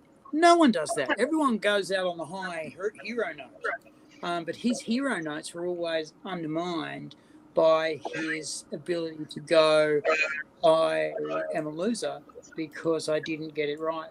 And so many people suffered. And the mistakes that he made were shocking mistakes. The last episode where he goes and tries to do a little bit of nice for the people that he was closest to and the ones he hurt most. He tried to do a little bit of nice for everyone. And you just have to watch the last David Tennant episode and you'll see that he spends the time going, doing things for people that they really, really deeply appreciate. And the scene where Wilfred salutes him at the wedding, just tears every time. It just gets you. Yeah. Heart-wrenching. Yeah. The thing that really got to me was when he was looking at the good captain across the bar and nodded over and sent a note to him with a drink. And, on the Alonzo. Note, his name is Alonzo. Yeah. Dude, because so many times, and one of the most beautiful things I've seen was that Donna and the captain were in the same room, and he usually was saying no to the captain. And this time he went no to the captain and no to Donna. Anyway, that was why David Tennant was my favourite Doctor. Thank you. That was great. All right. Fox, you're next. That's fair. I don't have a clue? You don't watch Doctor Who? Never watched it. Never All watched right. it. Fair enough. But I will give an answer, and I think you'll appreciate this. The female Doctor, because it pisses people off. Fair. Nice. That's a good one. Charlie, your Buster, tell us your favourite. Yeah. Oh shit. It's a toss-up between 3 and 4. Okay. Oh, cool. Okay, yeah. So, well, 4, that is Tom Baker, was my first.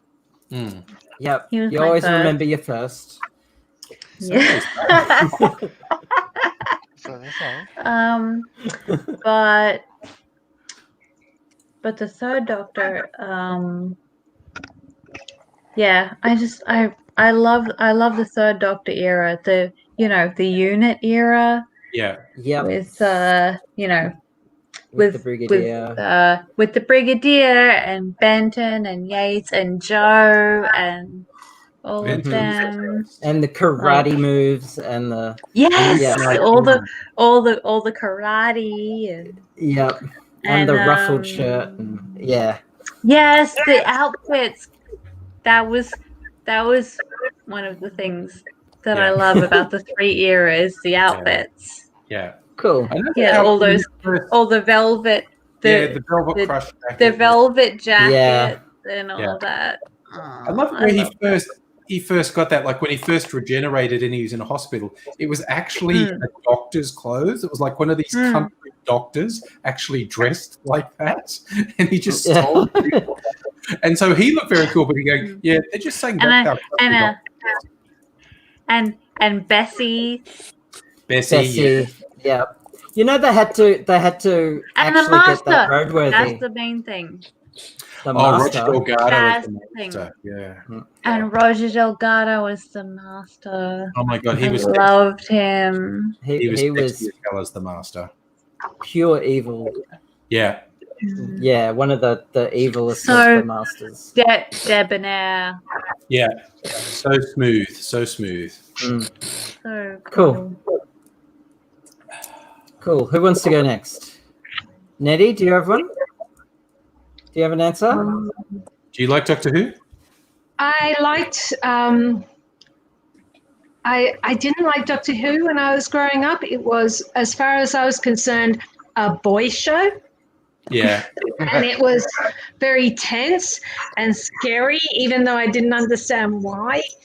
But music. Then there was music. Yes, the music. And there was I love the music. Who just had the charisma, and what's his name? Terry Pratchett's writing to deliver. So he was good. And that's what I remember enjoying about Doctor Who, although I don't think I ever really watched a lot of it. I may Terry have Pratchett, right? a few episodes, but it really stuck. Douglas Adams definitely did.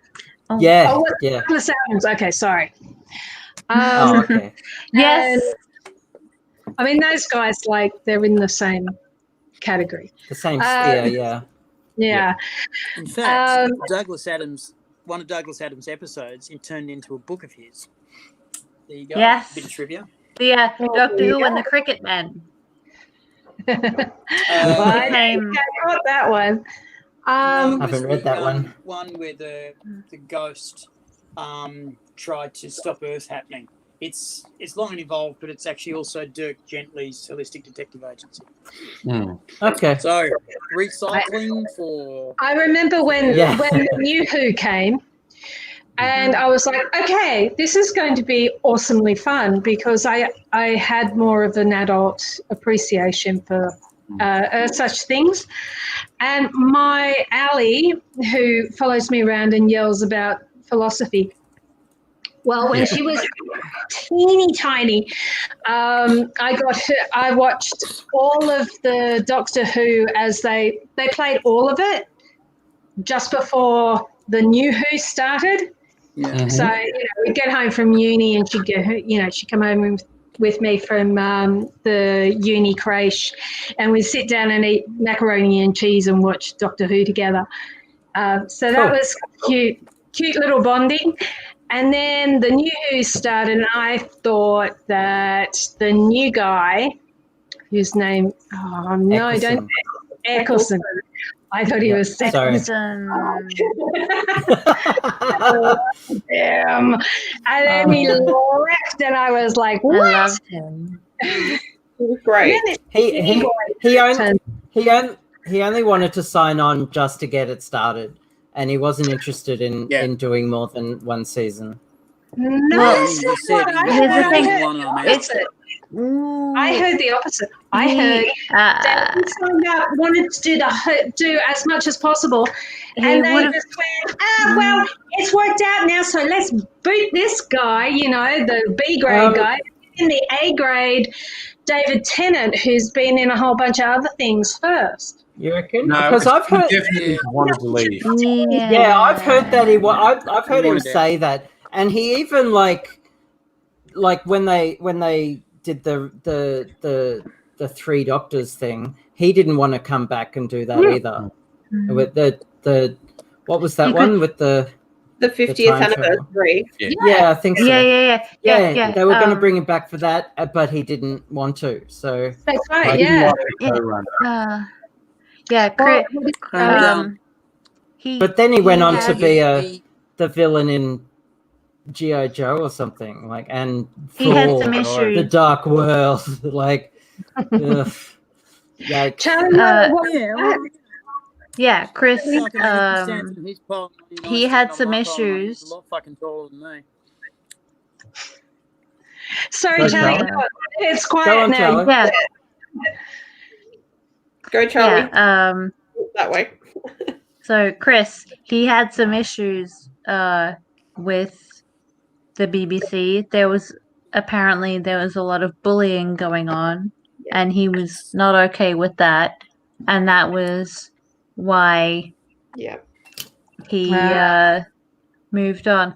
But apparently now he's actually the Big Finish audios.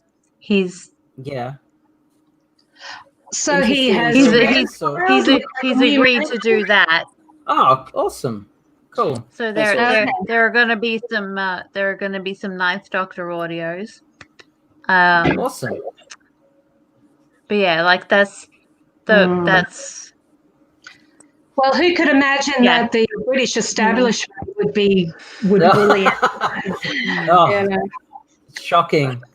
Yeah, clearly he must must. Very, very nasty institution. It got made that way because the BBC was the British Broadcasting Commission, like the ABC was the Australian Broadcasting Commission. The BBC turned into it's now a corporation, but when it was the Commission, it was part of the establishment, and it was made so that Empire could be told how to behave.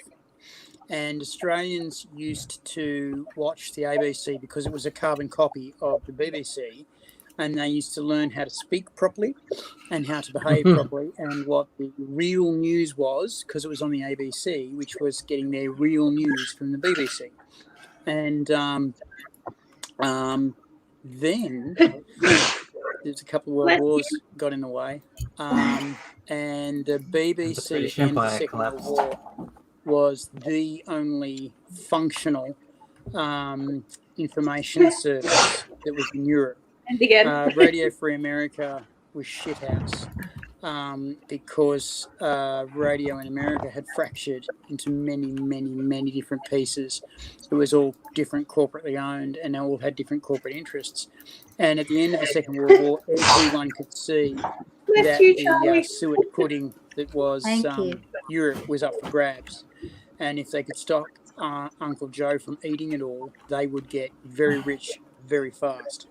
Britain needed to, because it had to pay back America all its money, and so they had to sell the empire to do it. 2000 was a big celebration year in Britain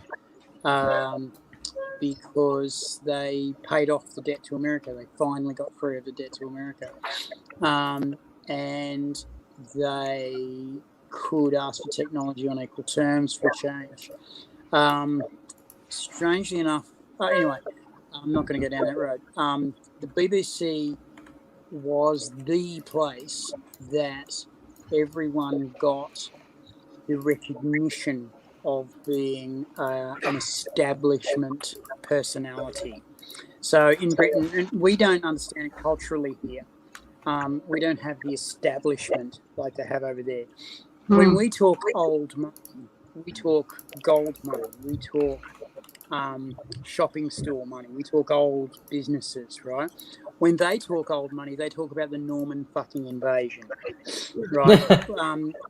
Back in the day, we imagine the term landlord as the owner of the property we're on, which is the same over in Britain, except it was large bits of land, and there is no free land in Britain. It's all owned. And so the House of Lords were the people who owned land. So the establishment were the people who owned all the shit and got you to pay rent on it. And if you weren't part of the establishment and you knocked the establishment, you could get crushed by the establishment very quickly and very efficiently. And they had many, many tiers of mechanisms to do that. They had the Cockney Warriors of the Army, and they had the Cockney Lads of the police force as the blunt instrument. And then they had the court system as the slow-sucking vampire that would kill you. So if you try and knock the establishment in Britain, they will crush you.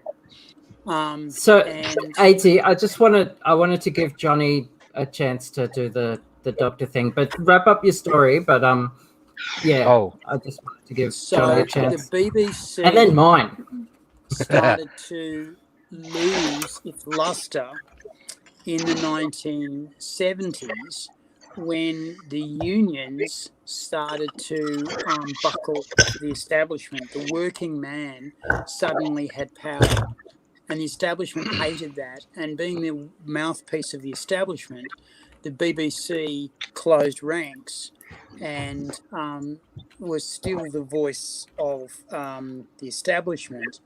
And if you bucked the establishment from within the BBC, they would destroy you, and they would destroy your career. And that was the bit that they liked, and they kept on liking until well into the new Doctor, the new 1990s. It was, in fact, the Doctor that helped change it, because one time they said, "Oh, we're slashing the budget for Doctor Who again," and the producer Moffat, is his name, said, "Okay, the Doctor Who has always been your biggest money earner, and last year Doctor Who brought in 2/3 of your revenue. If you slash our budget, we will withhold our revenue. You can't do that. See, while you were fuck-assing around being establishment, I bought the copyrights to everything Doctor Who. I own it now. So what you're going to do is double the budget to Doctor Who, and you're going to give us more specials, and you're going to give us more education tours, and you're going to give us more science in schools, and you're going to do what we fucking tell you to." And the bullying was cut off at the knees, because they were suddenly shown that they were powerless. They were suddenly shown that what they'd been using was no good anymore, and they even fucking sent letters to the royal family going, "You need to intercede. These upstarts are trying to ruin years of tradition." And Al Jazeera English had started, and the royal family and their advisors basically said, "Don't fucking touch it. Al Jazeera English is kicking your ass all over the football pitch. Let it go. Let it fucking hurt, and then come back." And it has come back. And it's come back bigger and bigger and brighter. So that was why there was a lot of bullying. But Eccleston was really only in it to help his mate Moffat to get it going. He was really only ever going to do 1 year, and now he's out. And the big surprise was that they kept... I just said a name. What was the first companion? Rose. Sorry, I just had to get changed. It's your real fashion trade tonight, Charlie. You're making me want to try some things on now. I stole a robe from the hospital. I'll show you.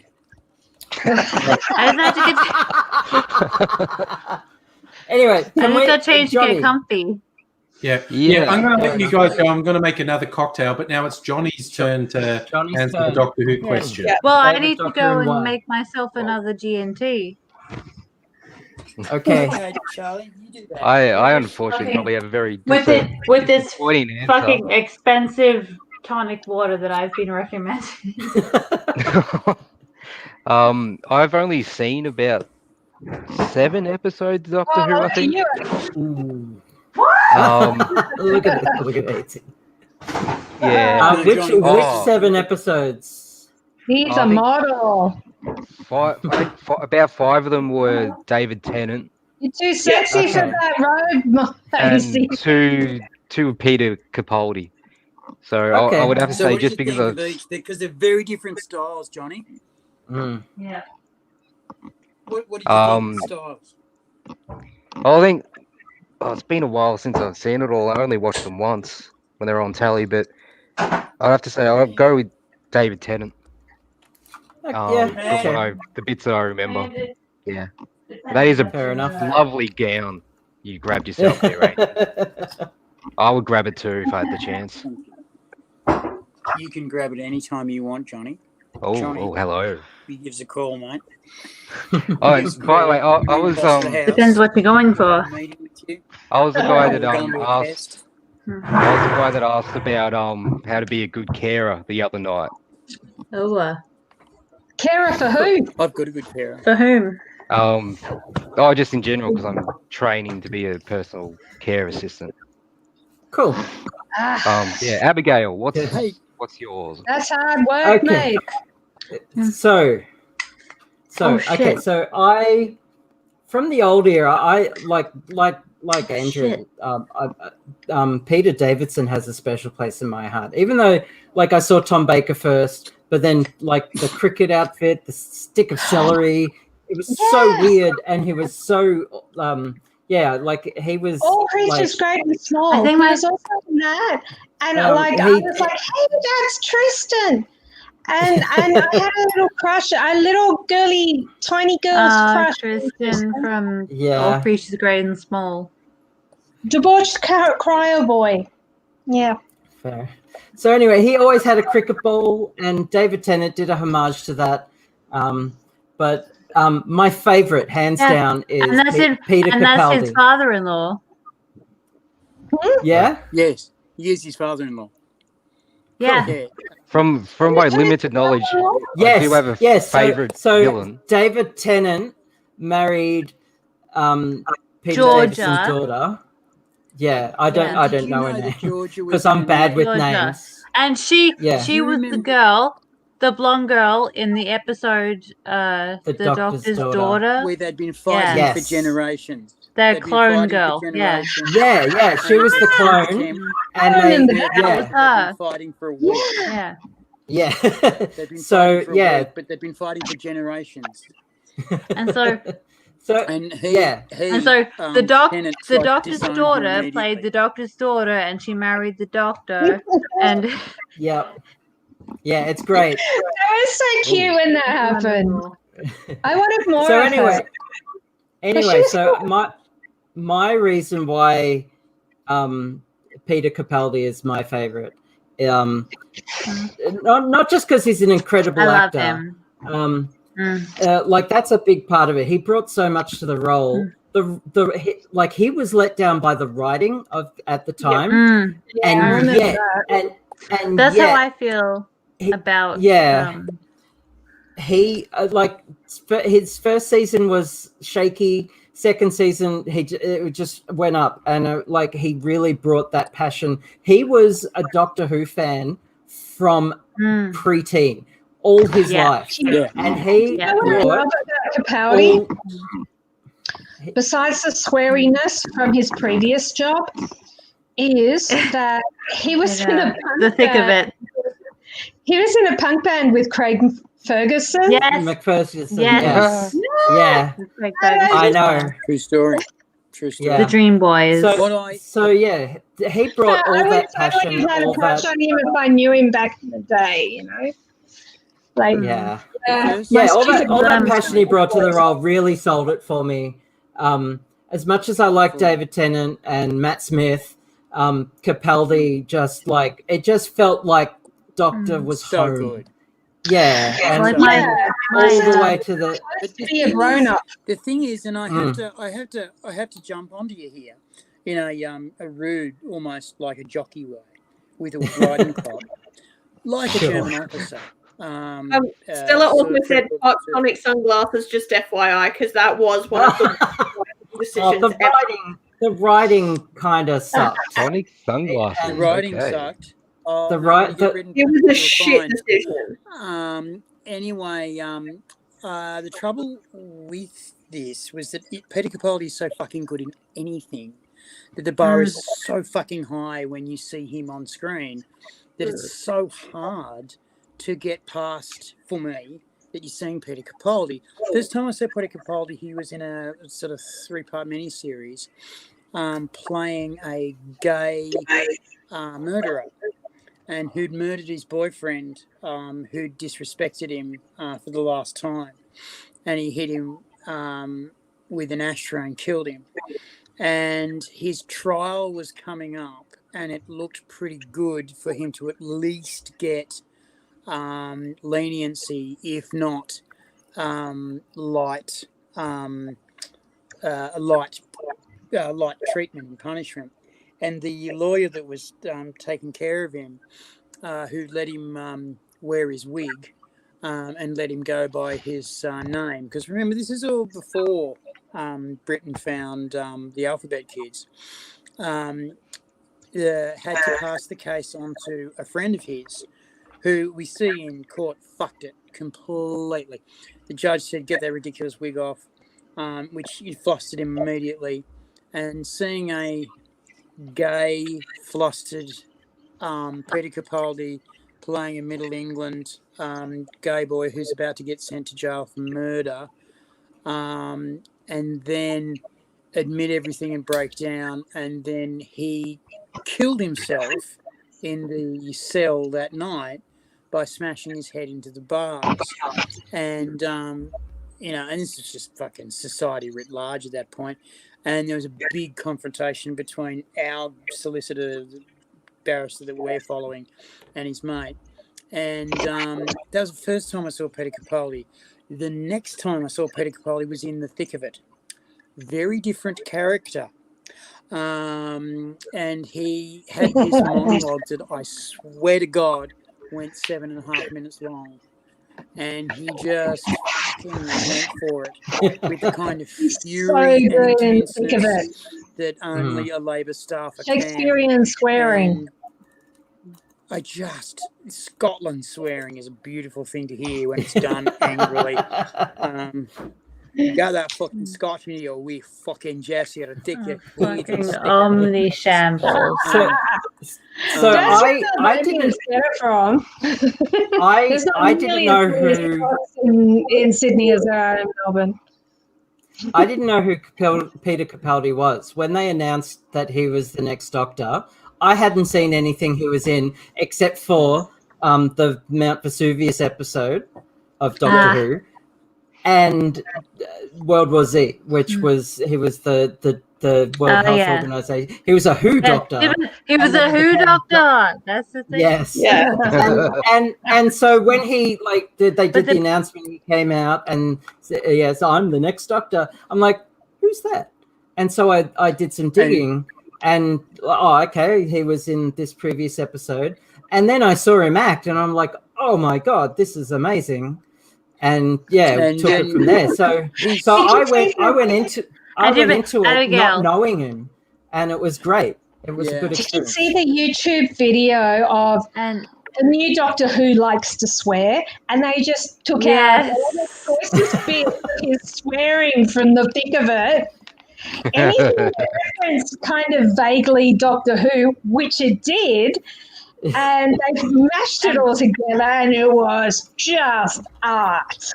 It was beautiful. I have to watch it now. Look for it. It's like, okay, so you guys. Sorry, Charlie. Hang on, 80. Can we just let Charlie? So how many of you guys watched Torchwood? Me. Yeah, Children of Earth. Yeah. You guys watched and you guys watched Children of Earth? Yep. Nope. No. Children of Earth was much better than the show. Like when it became that miniseries format, it was much better. It was like the show was just getting really just cringeworthy a bit.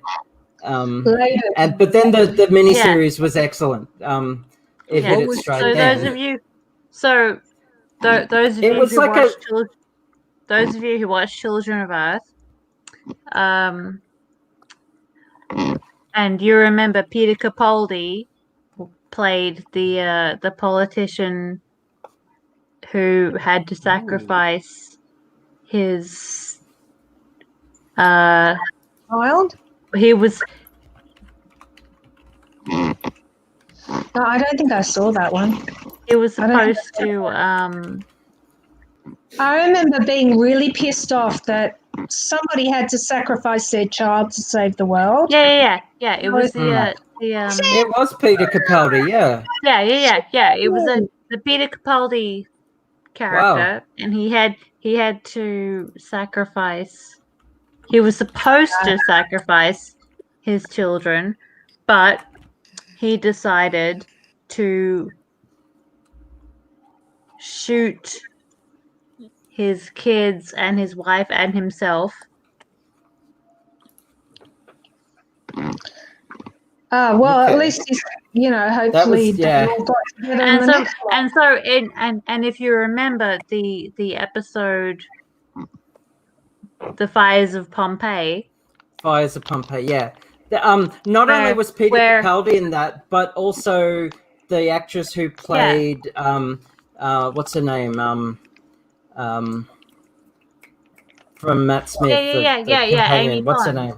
Yeah, Amy Pond. Yeah, Karen Gillan. Yeah, she was in that as well. Where the fuck is that actress gone? She has so much charisma, so much star power. She's in the Avengers now. She's in Guardians of the Galaxy. Yeah, she was. she's the blue chick. The blue cyborg chick. Yeah, Nebula. She's good in Guardians of the Galaxy. I just couldn't stand her as Amy Pond. I hated that character. I loved it. I thought she was great. Any Scottish character I love. But she was amazing. Can I continue explaining my thing? Go for it, Charlie. Okay. So I'm just going to pour some more wine. Okay, so we had the Peter Capaldi character with his family in the Fires of Pompeii, and they were saved. Yes. Right? And then in Torchwood, in Children of Earth. Yep. The Children of Earth, the Peter Capaldi character and his children and wife, they were not saved. Right? It was like a... Yeah, kind of. Yeah, I see what you're saying. I think that was that's like poetic. An original. I didn't get that. I don't. Where like they were saved in Pompeii, but then in then they perished. Yeah. But then in modern Earth, they all had to die. I has to do stuff. Speaking of Scottish, Scotland and all this. Very quick But Scotland and kilts and sexy. Go easy. Yeah. I'm done now. Go easy. On Children Too of many Earth, people. because that was the bit of Torchwood I clearly missed. It was a mini series. After they cancelled it, they did a 3-part mini series. Right. I love Stella that Amy was awful. Amy was great. I loved Amy. She was amazing. So annoying. And if you disagree, you're wrong. That's just fact. Sorry to be the bearer of bad news. Speaking of Scotland, I'm never wrong. All that about Peter, just Scottish actors and all that. There's been quite a strange story come out of the world of linguistics, where there's a language that's been disputed for ages if it's just a dialect or an actual language, the Scots language. And linguists have been using Wikipedia as evidence that it's just a dialect because it just looks like jumbled up English that's in a Scottish accent kind of thing. Problem is, well, they're wrong. One person has been slowly translating Wikipedia into Scots. He started when he was 12. He's Nice. American. It was just using a Scots dictionary. Yes. And I read about him. I mean, if you can't, what an if effort! you You did don't know enough 60,000. Scots, And he's a you can't no, read no, it. no. That guy. Fuck that guy. He did it wrong. Yeah, he did it completely No, wrong. seriously. Yeah, I read about that not long ago. That But I kind of feel sorry for him because like, it was one of his coping I don't feel mechanisms sorry for his for him. He ADHD. He was doing it to cope with I his don't- ADHD part of it, make him focus on something. But it's very, very I don't feel strange. sorry for him at all. But the thing is, so No, much because he did a bad thing. Now people can actually Contention. speak Scots, trying to Yeah. redo all his damage. Yeah, that he's done. having to fix the fucking mess that he left. Okay, well, would have there been the impetus to do it, unless he had done it? Would there have been the He did it motivation because to he do was it? a bored teenager being a shit cunt. Okay, I did a lot of shit because I was a bored teenager, and occasionally it involved the burning down of houses. That involved construction, clearly a good thing. But at the same time, No. he didn't burn houses. No. What? That's just a shit thing. You can't justify that. Well, he burnt down a house. Someone got a job building a new one. Lots of people got jobs building a new one. And a So person the who whole really Rio doesn't Grande deserve any Valley legal is totally positions. fine. Climate What you got change. there? What color is it? What 'Cause you it's got there, green. Angry?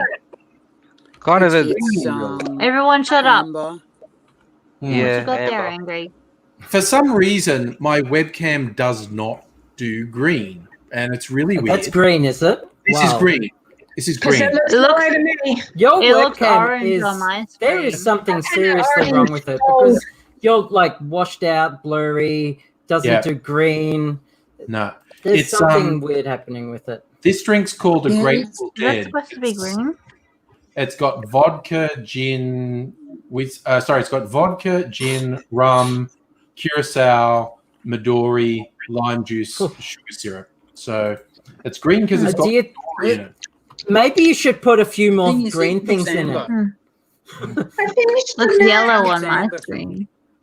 I finished the Yeah, map. but your Oh, no. blue drinks look blue. Yeah. There's something weird about this webcam. It just doesn't show green. Most other colors are reasonable, but green.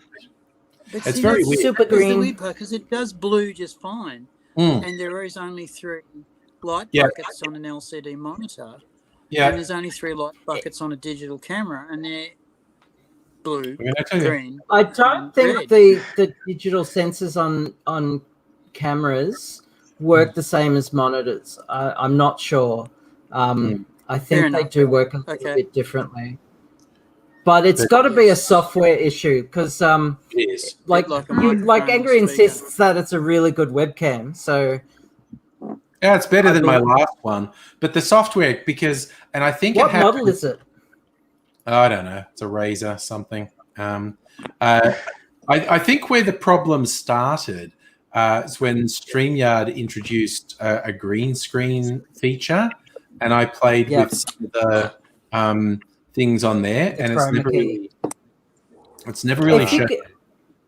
if you can somehow find the model number or just the model, I can Google it. I'm really good at I like problem solving shit like this. So be Oh, I happy. have Oh, I have another Turned suggestion. into a Simply a suggestion. palm tree there for a sec. Razer is traditionally a gaming company, and And they're gamers shit. who Yes, they are. play each other generally play in lower lighting conditions. Oh no, If you Angry, try don't do that to me. setting Oh. your camera in a low light condition, broadcasting something in a low light condition for a little while, it might flip the green.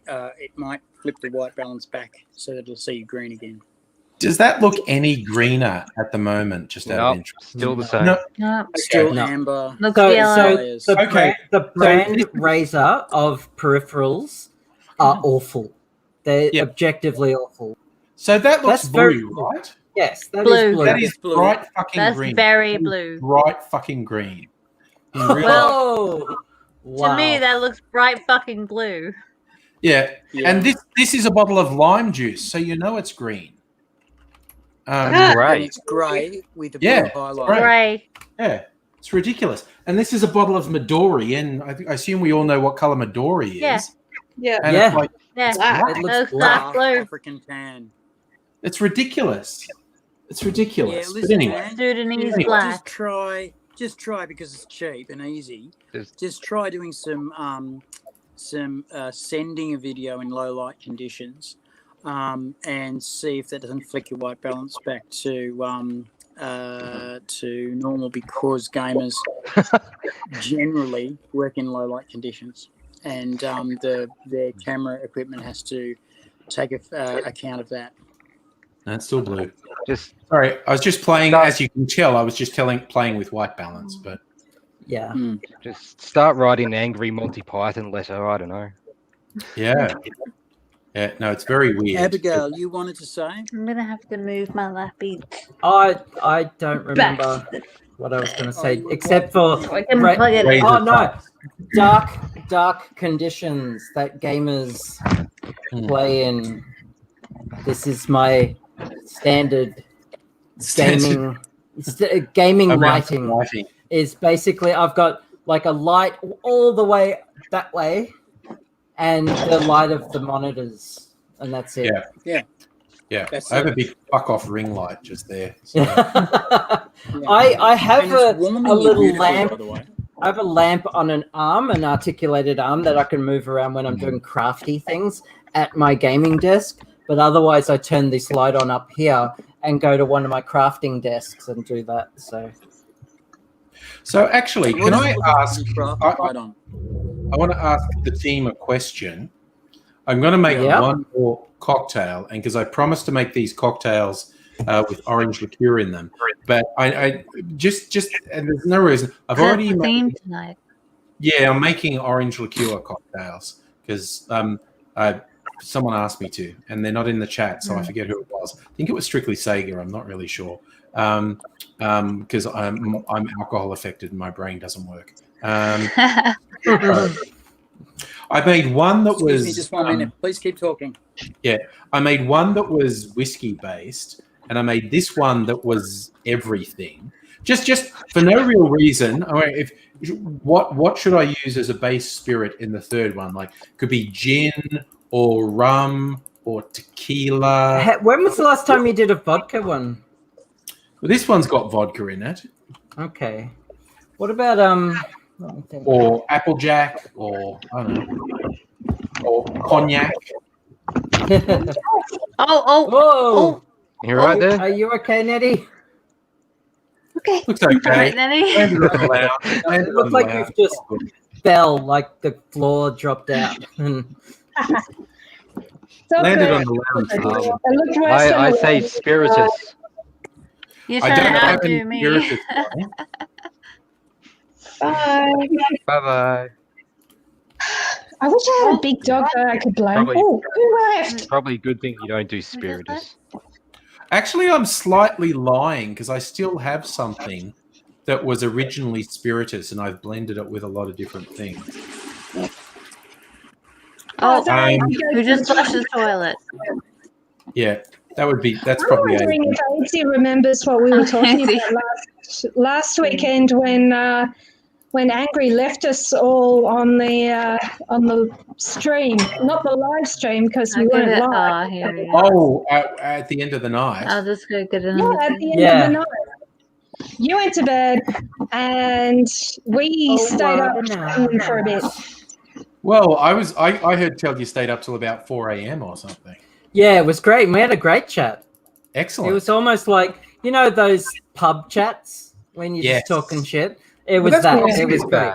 That's what this is, definitely. Fox is It's supposed to back. be, definitely. Yeah. Fox is back. Everything's Love cool. when Fox. Would you please say to me, as I was walking down the stair, I met a man who wasn't there. Please. Okay.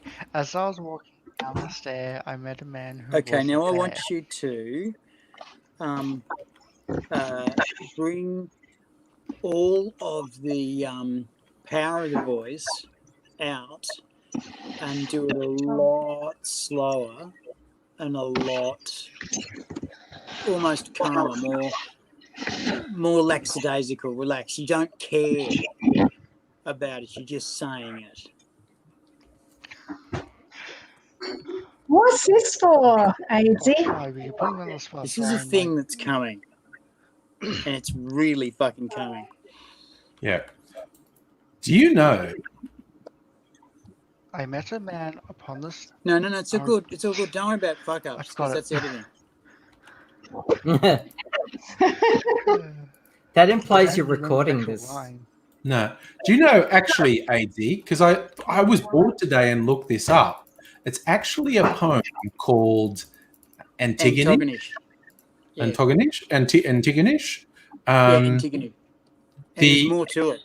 Yes, I want to read the whole thing. This is for a creepy horror sort of thing Daisy's doing. Okay, so quick spoiler. It's not a spoiler, it's an announcement. Myself and Angry are working on, because he goes off for 10 minutes and does a video about cocktails, yeah, and that leaves us to talk amongst ourselves, which is great. But I'm also thinking, rather than missing out on what Angry's saying, why don't we have something else that's going on, and then everyone can have maybe a break or do something that they want to do. And one of the things that struck me was the poem.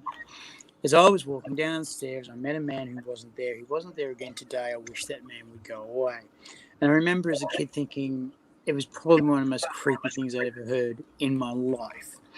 And I was thinking that what we would do is I would write one of these a week, and we would get us, the members of our community, to do the parts.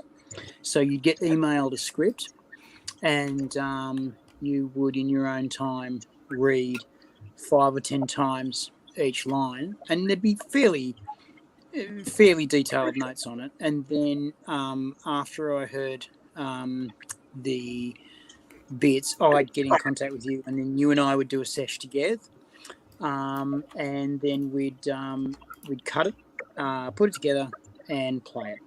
And it would be something that we'd made that was creepy as fuck. It could be quite fun, and it could be quite cool. Now, I have a voiceover guy who does pretty much all the voiceovers you'll ever want in your life, the narrator, but I'm always looking for different narrators, and I'm looking for different styles of narration, and I'm looking for different character voices. And I've heard Fox talk a few times, and I've heard a couple of the other guys talk a few times, and I've heard a couple of the girls talk a few times, and I'm thinking, it would be nice if we could keep the narrator constant, because that's the only constant in the show, but it would also be nice if we could rotate that around, because pretty much what the narrator says is the same. We could probably rotate the characters around, the voices around. And each show is going to start with the line, "One upon many times there was a house in an unassuming street."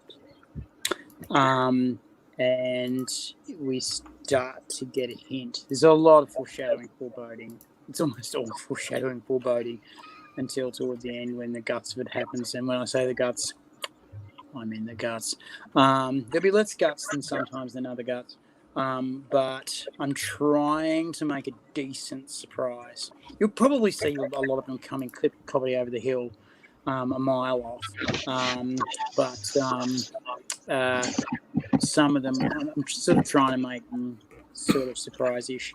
And I've got 3 ideas that are starting to work up, and the first one, the premier one, is almost half done, and what it will rely upon is if I can get my voiceover software to work properly, and if I can convince my producer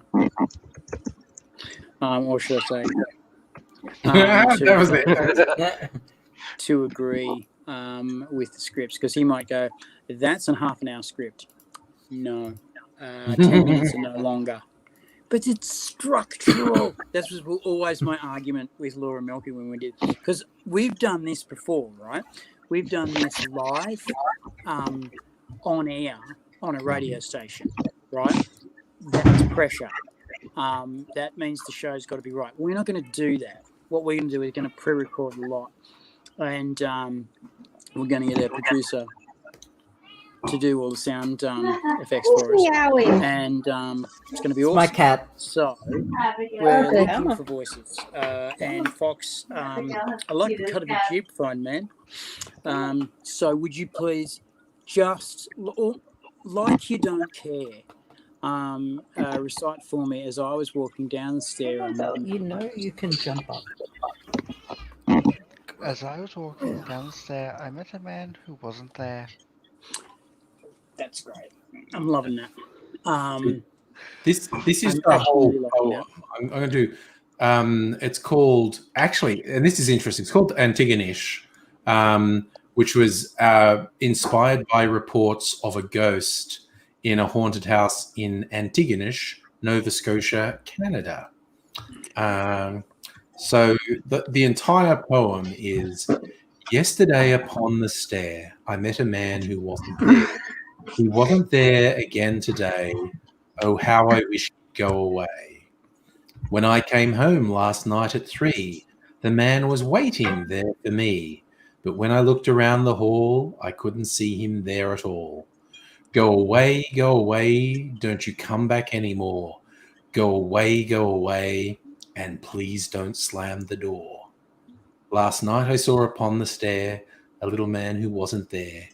He wasn't there again today. Oh, how I wish he'd go away. So there you go.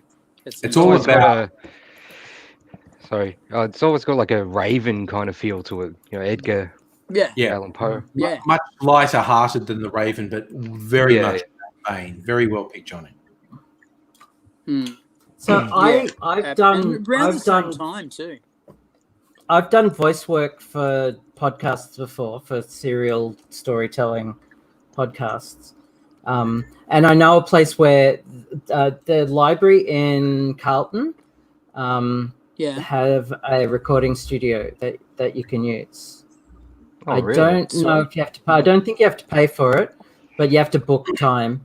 And it has the recording studio and the producer's booth with all the software, and it's really good if you want to do that kind of thing. That's very sweet, because also too there's that facility out at the Docklands as well, the library out there that's got the Docklands Library has a good recording studio as well.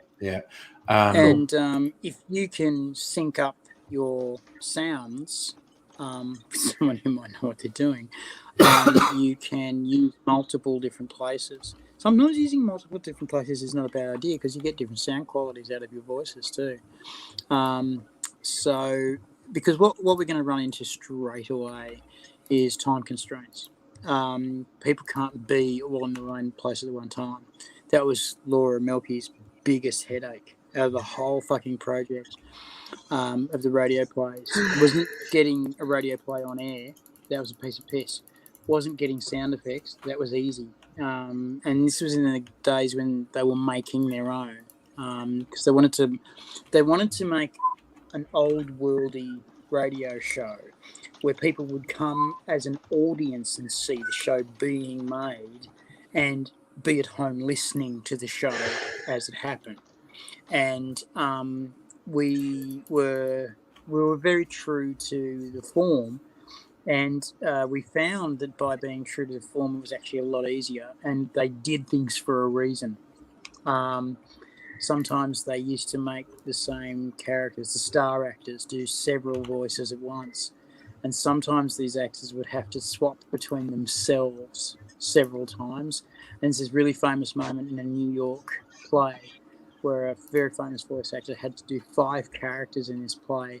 And he had to speak to himself 12 times with 5 different people, and he did it. And it took like 5 minutes, like 4.5, 5 minutes to do, and he nailed it. And the audience erupts into cheering and applause. It just the crowd pop is just amazing, and no one at home knows what's going on because they're not getting it. They're not seeing this guy. What they used to do often in the old days was they would take either a piece of clothing or glasses or something and change their look.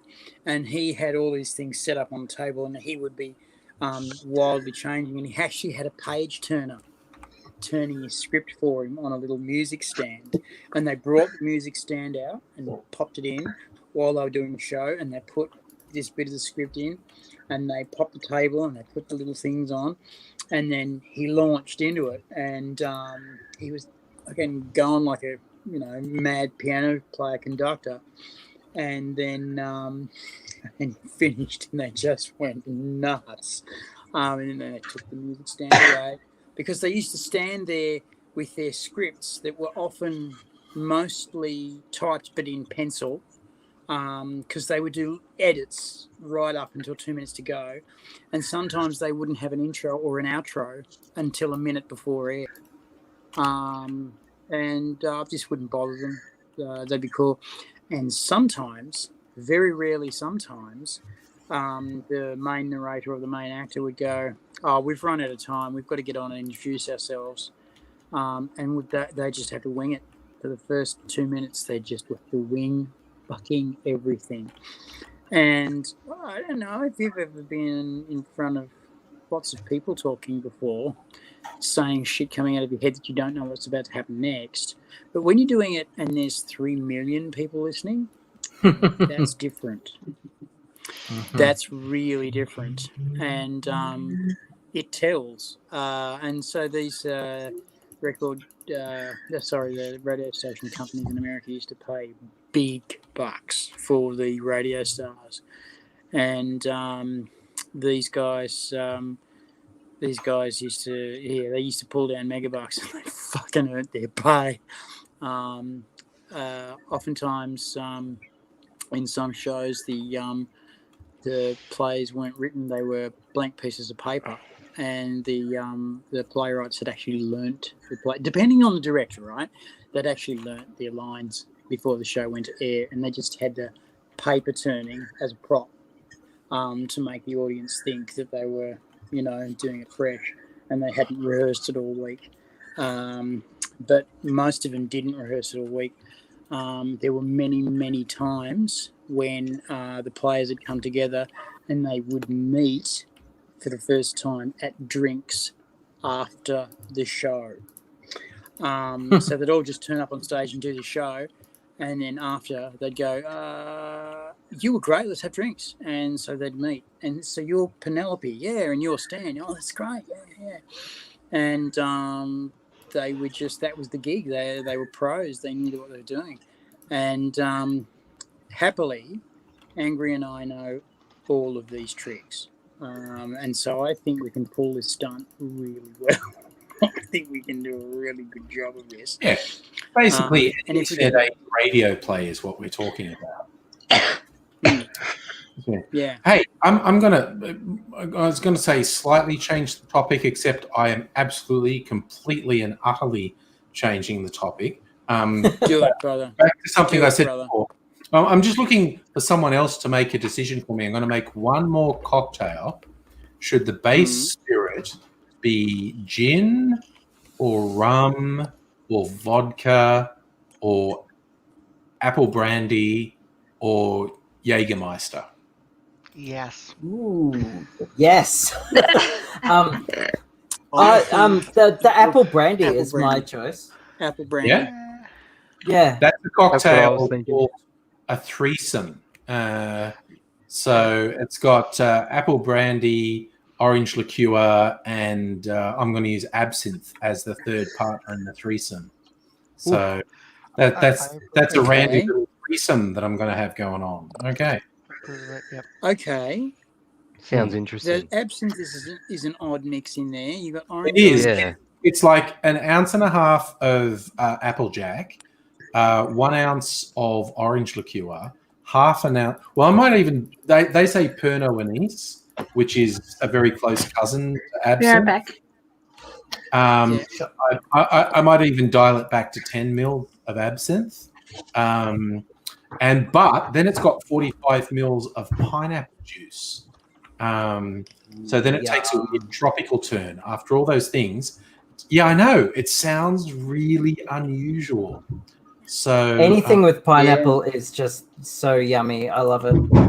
Yeah, so I'm going to make that. I'm going to make a threesome, which is actually a foursome. It's a threesome of booze. See, a foursome just devolves into two twosomes, in my experience. Yeah. So I think it's a threesome. It doesn't have to. It doesn't have to. I mean, it doesn't have to, but Abigail, in my you experience, and I can share so many things, my friend. I've been to parties. I think the pineapple. I know you have. And I think the pineapple is actually just a voyeur in this case. Sitting in the corner filming. Yeah. No. I've got a feeling that pineapple has got a bigger hole than just an eye hole. You know what I'm saying? I think the pineapple is a big player. It's just playing with everyone. Doesn't know who it's playing with. It just is playing with everyone. I think right at the end, the pineapple comes in like the Kool-Aid man, just bursts in. And goes, oh yeah! Oh yeah! At the right moment, I think the pineapple man does that a lot. Yeah. Hey, did you hear the way Johnny did the oh yeah then? That's something to look out for. Exactly what I heard too. And I was thinking that too. Yeah. I'm very excited about this project. I'm very excited about this cocktail. I'm going to make it. You want me to make it? I'll switch my microphone I'm going off. to put in a vote here. Angry, I reckon you should duck down on the absinthe, and then I reckon you should pump up the Applejack. Well, the Applejack's already pretty pumped up. Pump it up. Yeah. So, all right. I'm gonna get the ingredients together. Got to put some stuff back. Got to put some stuff back because I'm not using it this time. Okay, I'm a little bit drunk. That's fair enough. I'm going to say I don't like red wine, but this wine I'm drinking is certainly going down well. It's nice. Oh. It's White Box Yarra Valley Sangiovese 2010.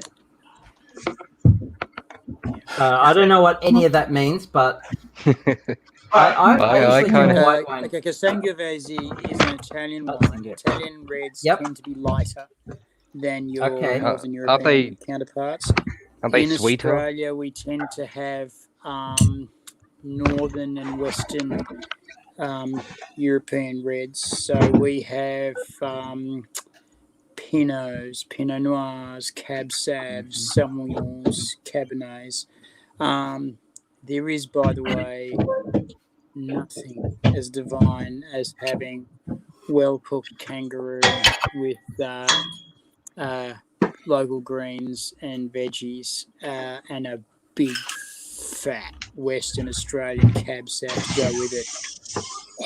If that doesn't turn into a conversation and a root, nothing will. A conversation or a root, I should have said. It's just, man, the first time I had that combo, I was on the revolving restaurant of the Black Mountain Tower in Canberra. And I was there with my father and mother and brother and tiny little brother. And back in those days, the restaurant would serve minors wine and booze if they thought they were, of course, they thought they were, mature enough to handle it. And when we had this main meal, because I'd never had kangaroo before, and they said, it comes out rare, and I said, I really don't like rare. I really like a medium well. Could you really give it some, please?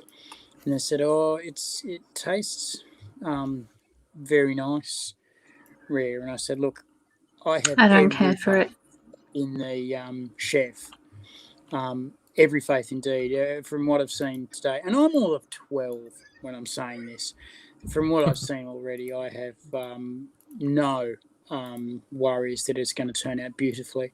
So yeah, I'm going to stick with my medium well, and I do want to pair it with this cab sav because that's I think that's going to go down well. But can we make the bok choy? No, I don't have it. The myrtle leaves, please.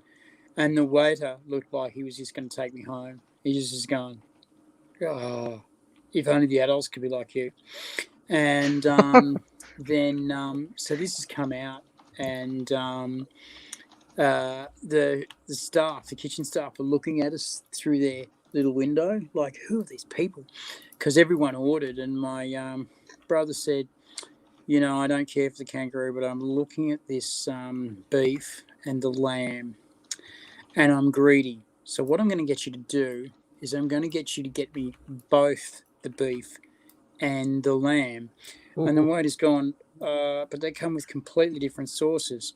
Yes, but you'll find that they come with the same veggies. So if you put the same veggies right down the center of the plate and put the meat on the outside, you'll present effectively a Black Mountain Tower on the plate, and the sauces will mix as they mix. And the waiter's just gone, like, and I'll have to talk to the chef.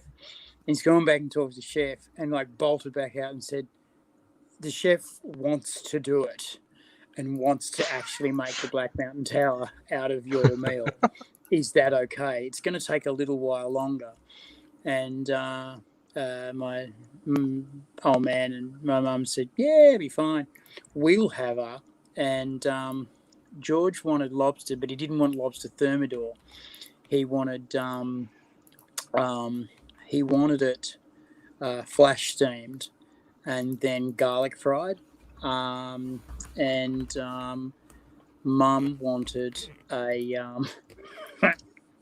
she wanted a crusted, layered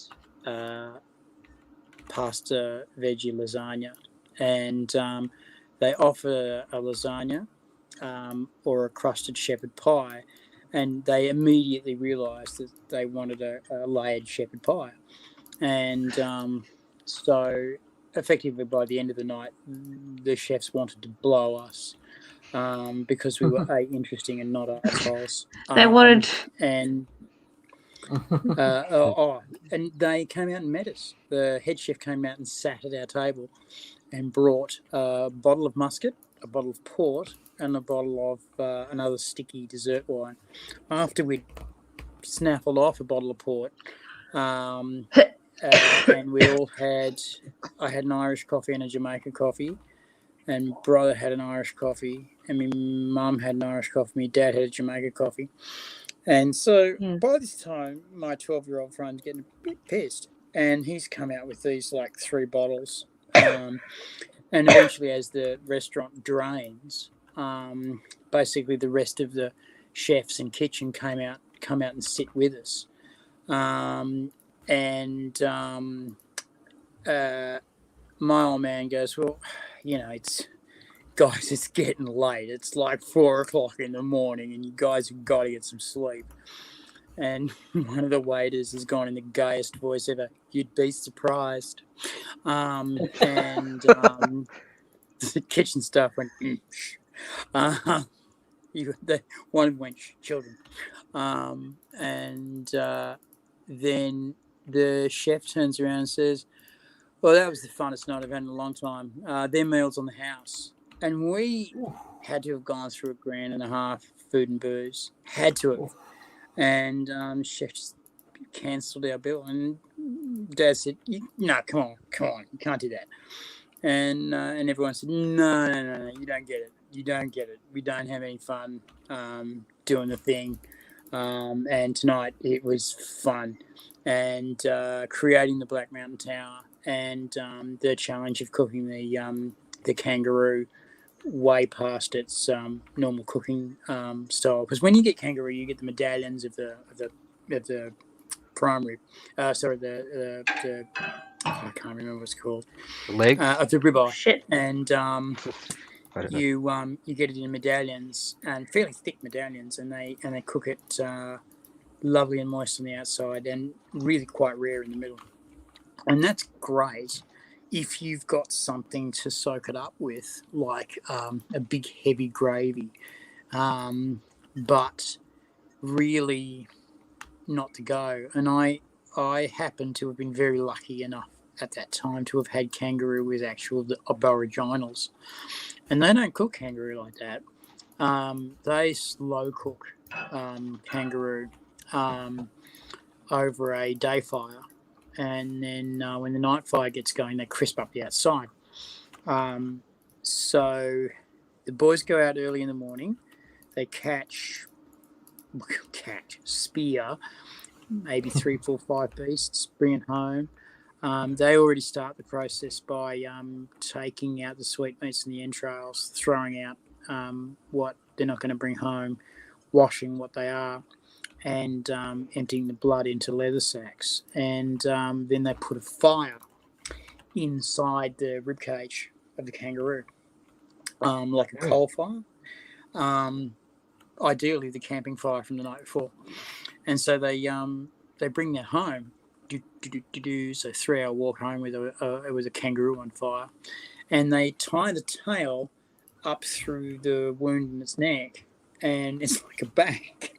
It's like this shoulder bag of cooking kangaroo, and they hand it over to the women who basically it's now warm enough to peel the skin off, which is then handed off to the grandmas who tan it. And then they, like I said, they slow cook the kangaroo on the bones on the day fire. And when the nighttime comes, they get the more wood on fire for the night fire, and they the hot heat of the flames crisps up the outside, and so you end up having this, you know what slow cooked meat's like. It just falls off the bone. It just melts in your mouth. So they hack off bits of bone over bark, and you're given that, and then you're given your veggies. Effectively what you do is you mop up your kangaroo with your veggies, because you can't pick up your kangaroo with your fingers because it just falls apart. It's just fantastic. If it's a special night, they put medicine plants in it. And when I was a lot older, I had that. And you think Mushies does it to you today? Fuck, the bush medicine they've got out there will blow your fucking mind. You know the dreaming's truly alive when you've eaten that. I was very lucky. I got taken on a spirit journey, and they said, you've got to have a big feed first. And I said, why is that? And because they said, you're going to spew most of it back up again, so you've got to have something before breakfast. Right. So they force-fed me this beautiful kangaroo food and bush medicine veggies, and it was gorgeous. It just tasted gorgeous. I said, righto, come with me. So I wandered out with this guy, and we wandered quite far away. We couldn't see the lights of the camp, and the stars were out. And he started to explain to me that in blackfellow astrology, you don't look at the points of light. You look at the shadows between the points of light. So when you look at the Milky Way, you don't look at the stars, you look at the shadows and dust in between the stars. And that's where the pictures are. And in the middle of Australia, the kangaroo woman stands up, and then she sits down. And when she sits down, it's time for her to lay her eggs. And that's when you go out egg hunting. And when she stands up, that's when she's running. And that's when you go out and find the spring animals just big enough to eat. And so he's explaining all this to me. And I'm seeing these images of animals start to move, and I'm going, oh yeah, it's just because he's explaining the story, and I'm visualizing deeply. And then these animals came down from the stars and started to talk to me, and I'm going, I'm wildly fucked up now. Yes, I am. Yes, I am. And what really bothered me, and it really bothers me to this day, was the guy who took me on this journey said, okay, so I want to introduce you. The wombat's name is the emu's name is, I cannot even remember for the life of me, and introduced me to the spirits from the sky that I just met. And I just went, I'm hallucinating. How are you hallucinating what I'm hallucinating? That was the end of it for me. That was it. I was gone. And he says, all right, okay, so fun's over. Now we've got to do the work. And I'm going, the work? I'm fucked. I can't move. He said, you must. Now we've got to learn how to walk quietly in the bush. And I'm going, you can't walk quietly in the bush. There's everything that crackles underneath. He says, I know, right? That's what makes it so cool. And so he showed me how to walk on the sides of my feet, pretend to be a wombat, and then on the insides of my feet to pretend to be a baby kangaroo, and on the heels and only the toes of my feet to pretend to be a magpie. And you see dancers dancing on point, and you just go, that's going to hurt you. I was doing this shit all night, and I was fine. And next morning, I was fine. And I woke up sort of next morning, and I said, get up, white fellas. Daylight's nearly done. And I was like, Christ. And my head was killing me, but my toes were fine. And my ankles were fine, and my feet were great. And I just went, how the fuck did that happen? And you wake up after a big night and you've got UDIs, unidentified drinking injuries all over you. None. Absolutely none. And I couldn't understand this. I thought, it's just some shit I was dreaming. And then the old black fellas came over and said, you did some pretty good tracks last night. Come and have a look at this. And I came and I saw the tracks that I'd made with him. And I thought, they put them there this morning. And then they said, you were up late too. This happened at 3 o'clock in the morning because this particular leaf falls off this particular tree at that time. And it was laid across the track. And these animals come out at this time, and they were across the tracks, and so they could actually tell what we'd been doing and when. And they said, you did a lot of dreaming for a long time. And they talked to my guide fellow and said, was he slow or something? Was he slow? My guide fellow was trying to be polite and said, he was a little late to get some of the ideas. Just went, oh no, the SPAC was in town. Okay, this is a letter A. Try again. Look, I'm going to complain about my webcam again. Anyway. This is another green drink. This is a green drink. It's like a greyish blue colour. Yeah, I know. Blue, it's grey, yeah. But this is Does it have the orange? Does it have the pineapple? This is Applejack, orange curacao, and my blue absinthe. And that's made it go, and pineapple juice, which has made it it's a really nice drink, actually. It's really good. I'm sure it is. But it's green, and my stupid fucking sure it tastes good. Anyway. Does that mean you're actually wearing a green vest? Yes, it is actually bright green. This is my St. Patrick's Day vest. I am a leprechaun. I knew it. You said it's going to be between us. Yeah. Fucking knew it. None of you to touch. That is like the most Aussie thing ever to say. I fucking knew it. Fucking knew it, mate. Fucking knew it. Fucking knew it. She was fucking getting away with fucking Tezza down a fucking pub. So I fucking left in the ute, and it was her fucking turn to fucking drive. She fucking didn't drive. She said, I'll fucking catch up. I'm going, you ain't gonna fucking catch up, bitch. It's your fucking turn to drive. What if I get fucking done DUI and then I can't fucking go to the Dolan next Thursday? Who's been fucking taking you? I fucking dare it. You've got trash. It's like when you're out with an American who's upset because you called them a cunt, and you just say, "You cunts stop calling this cunt a cunt because the cunt." All right, I'll stop calling the cunt a cunt. Yeah, and everyone goes, and the Americans are horrified.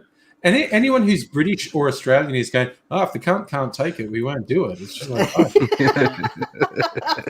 and then you get actually like Americans think you're joking when you say if you're with your friends and someone you like comes in and you go, oh yeah, this cunt was bound to show up.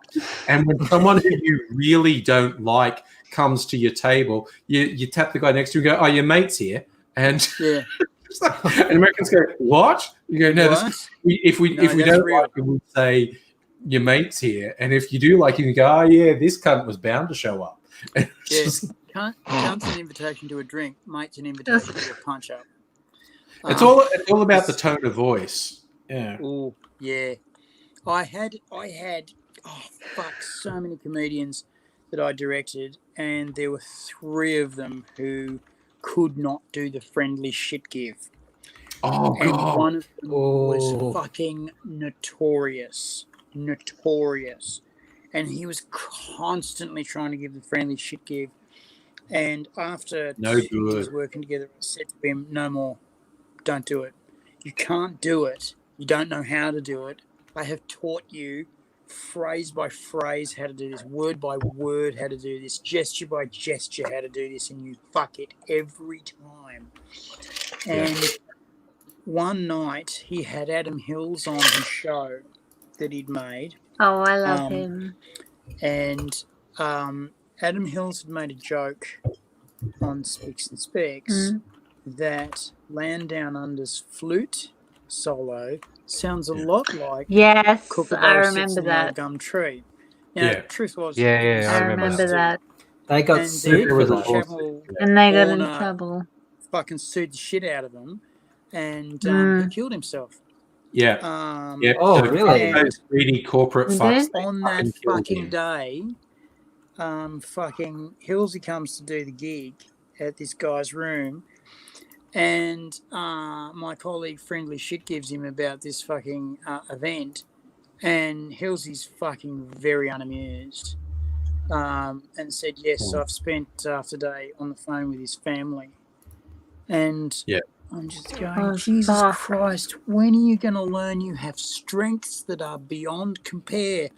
This is not one of them. Yep, you're not a friendly shit giver. You don't, and people... Americans aren't very good at it either. And I think it's got something to do with the I must win at all costs. Hello again. Nettie, it's fantastic to see you. Yeah. Americans have to win at all costs. Run at all costs. Yeah. And basically, this guy just couldn't. He couldn't separate one-upsmanship from victory, I don't think, at a deep base level. And if you can, you get to spend time in the most glorious thing in the world, which is a group of 10 or so comics in a circle at a party getting completely off their guts, one-upping each other. And it's not like throwing shit at each other, it's like playing hacky sack. You kick it up, and then someone kicks it higher, and then someone kicks it higher, and you pass it around, and you see how well we can make this one thing go, and then someone will nail it and be applauded, like, oh, fucking yes, and then someone else will start something else and do it again, and you can play that for hours, and it's so much fun. And you've done a really good job as the sun's come up. There's 10 of you are still there, and you fucked on whatever pills and alcohol are available.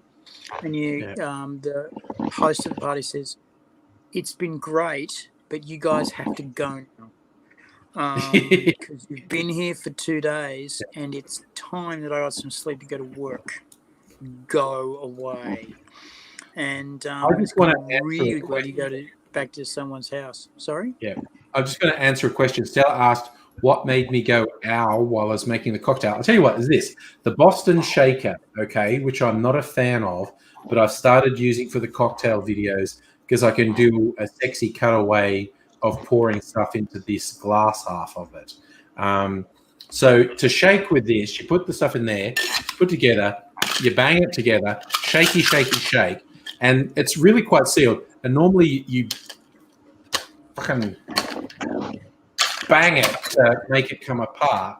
And when I banged it, my finger got in there and it pinched. Like I bang and it just pinched my finger, and I was just like, fuck. So that's going to be edited out of the. I was interested that you caught that. That's going to be edited out of the video that I put on YouTube. But yeah, when I banged it, I just got my finger caught in there and it pinched. I fucking hate a shaker. But anyway. Angry, I don't know if this is going to help you, but when I was in the hype bar, I was in the hype bar, it doesn't matter, in a very rich bar in Canberra, he was using the Boston Shaker a couple of times, and every time he did it, he would take the Boston Shaker and rub the base of it around his forehead and say, oh, it's hot work, this cocktail shaking, tap, tap, pull. And I think what he was doing was transferring heat into the top half to... No, that won't make any difference. No. I prefer... I'll show you which one. This is the one I prefer. This is called the Parisian. Yeah. This is called the Parisian, and it's just these two parts. Yeah. I prefer this, but for making YouTube videos, because some Boston Shakers both half are tins, but if this is like a pint glass, so I can do little cutaways where I pour the ingredients into here, and it kind of looks sexy, and so I'm going to use that. But I fucking hate trying to get a Boston Shaker apart because you put it together and you don't do it too hard. You just sort of bang it and you go shaky, shaky, shake, shake. And then you got to fucking bang the fucker, just fucking get it apart. And I'm not a professional bar person, so I'm not very good at getting it apart. Is the glass slippery? That's the other thing. I am super fucking paranoid about breakable glass, which is the other thing I like about the Parisian, because it's fucking metal, so I'm not going to fucking break it. And I'm super paranoid about breaking the fucking Boston Shaker. Well, oh my God, look at this. I've got shit all over my fucking vest now. But anyway. Well, I did that. I was trying to corona you and I spat on you. Myself and boss of the house worked out when I was in hospital how to email each other orgasms. So I've emailed you that spit. You know that. I've released it now.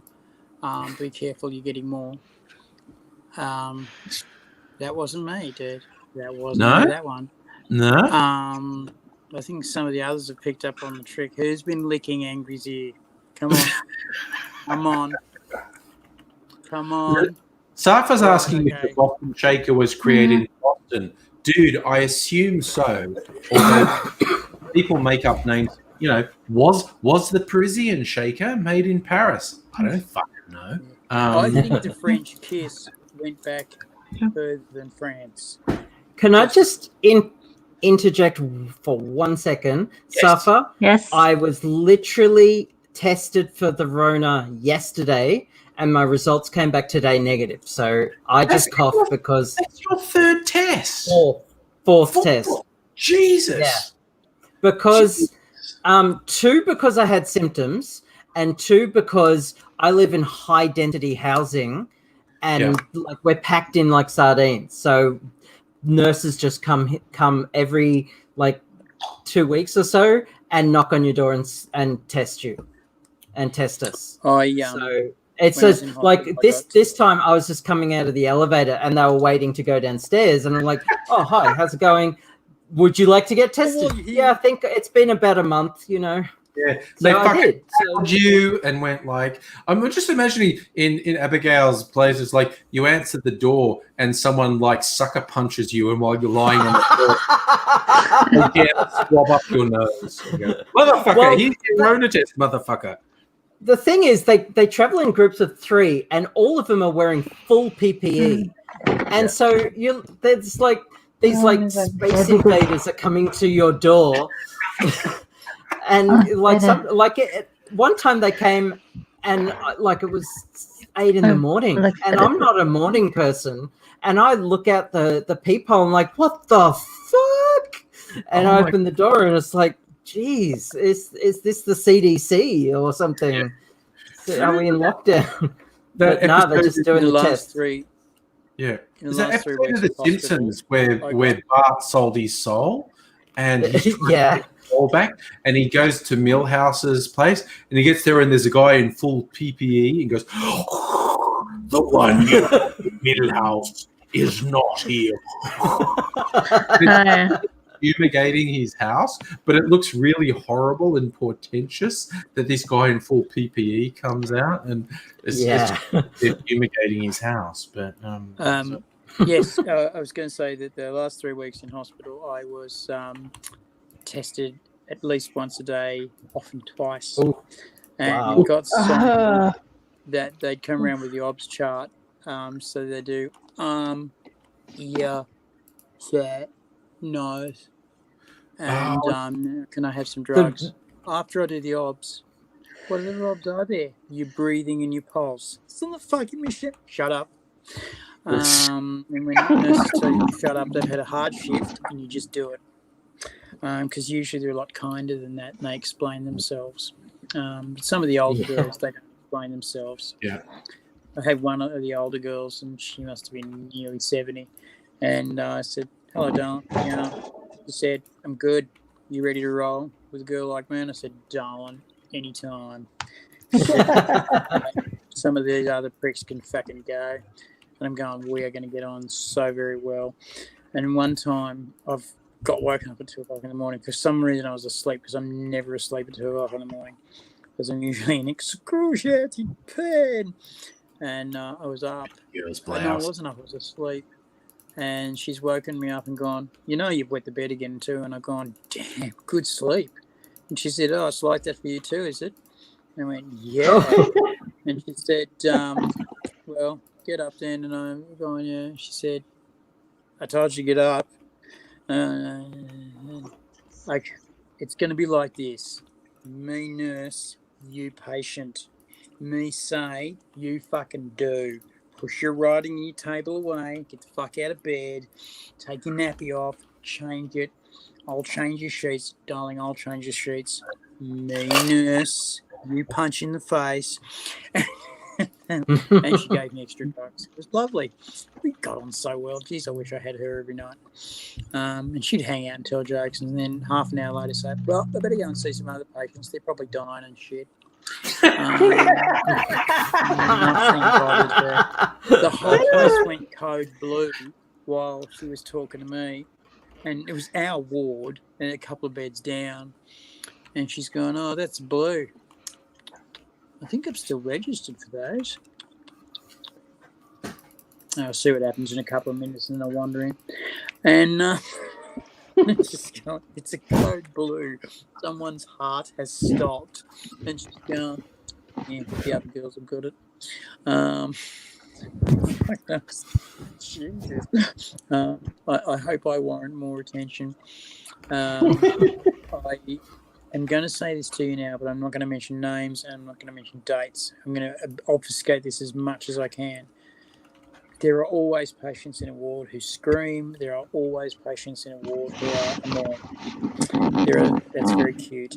There are some patients in a ward who scream and are annoying and who are rude. Now, it's not widely known, but arsenic is a poison that will make you dopey and compliant. And if delivered in small enough doses, it will keep you awake to the point of exhaustion and make you sleep for a couple of days on end. But all the while, it'll make you compliant. And I distinctly heard the words, time for the pen tip. And one of the other girls went, no, not yet.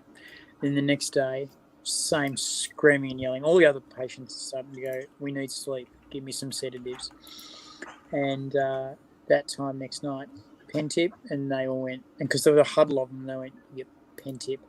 And what they do is they get a biro tip, like a tip of a biro, and they dip it in arsenic, and they dip it in a drink and mix it in, and they go, here you go, doll, fucking drink this, and they drink it down, and within minutes they've stopped screaming, they're fucking compliant, and they stay awake, and then crunch, down they go. And then the doctors come in and are usually fairly pissed because they know what's going on. We can't wake her up. She's been awake for days. I wonder why she was awake for days. Who can say? I wonder if we talk screen to what we'd find. Not much, I imagine. Was she beginning your medication? Yes, we've been waking her to give her a medication. Right. And it was an old trick they used to use for psych patients. They used to arsenic them, and then while they were out, they used to shoot them up with all their meds. And they used to do it for a couple of days, and when they woke up again, they were kind of back to earth, and they'd take their tablets without fighting you or calling you names or pretending you're Jesus. So yes, I got corona tested every fucking day, and I swear you get used to the nose injection after about 4 days. You just the mouth one is the worst. The nose one I can imagine. Yeah, the mouth one. I have a super strong gag reflex, and the one in the mouth, like, it's just the worst. And I'm just, the nose one I can get used to. But I have an amazingly good Hey. I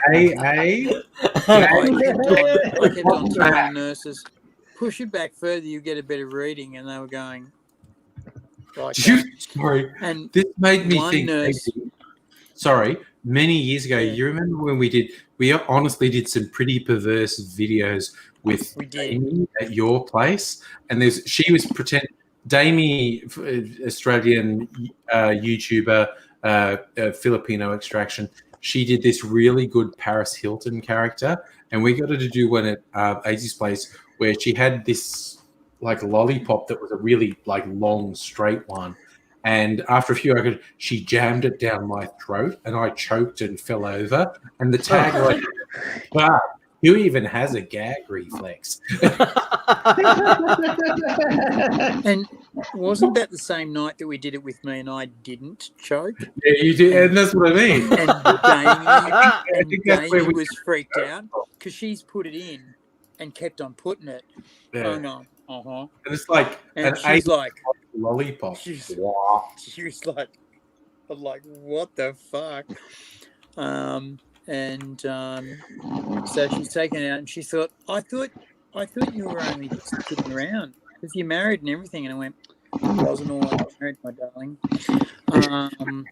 And you learn some tricks. Best trick, to the side. Get to the side, and you be no, not to the side of the back of your throat. And your gag reflex won't trigger. Okay. Yeah, the gag reflex won't trigger so bad. I'm taking when the first gag comes. I'm taking your word for that. Look, there'll be a time when you'll be in a travelling circus hiding out as the sword swallower, and you'll go, Aizen taught me this years ago, and I thank him now as long as I don't bend over in a hurry. There's Sword Swallower. Okay, Ren and Stimpy. Who remembers the cartoon? Oh, yeah. I have a Ren and Stimpy tie. Yeah, so do I. I have 2 Ren and Stimpy ties. But there was one episode where Ren's cousin Ben shows up, and in the one that went to air, they're sitting together in a cupboard, and they're sitting in a kitty litter tray, and they're both sort of pulling this face as if they're together pissing, and then Stimpy looks at the camera and goes, "Hey, this is private," and closes the closet door. And what didn't go to air, but they did record it, and the original script, when the closet door was closed, Stimpy says to Sven, who's Sven's cousin, says, "Hey, do you want to play circus? I'll be the sword swallower."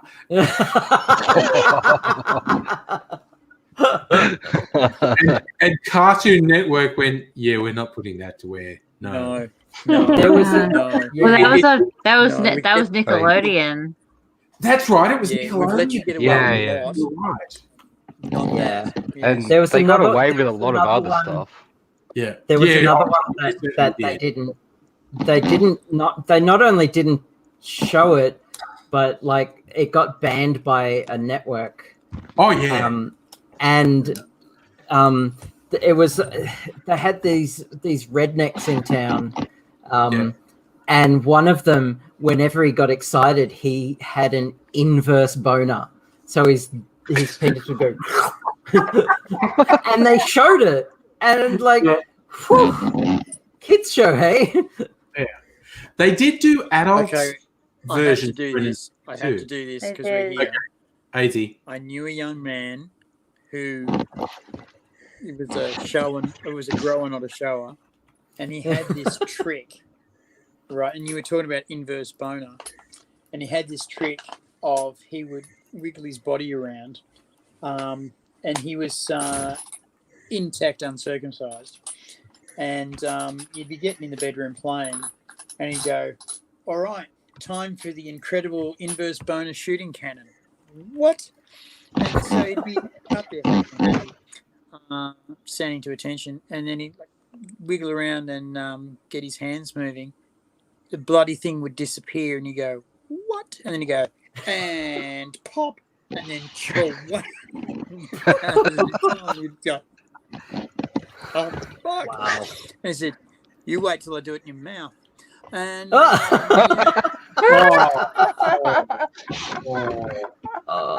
classy as always.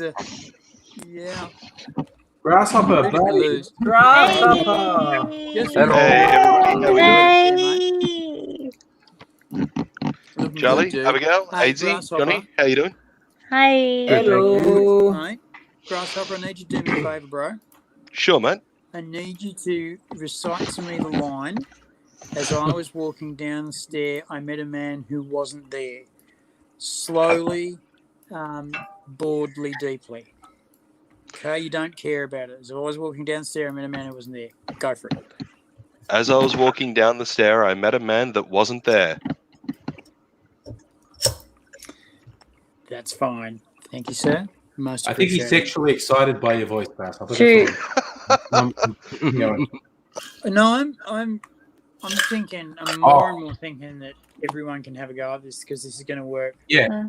Well, Hey, I got to get in contact with my friend who's a Southerner in the US, Alan. He's from the very early days of YouTube, and he just has this sexy, husky Southerner voice. And he had always to do voice work for me if I ever wanted.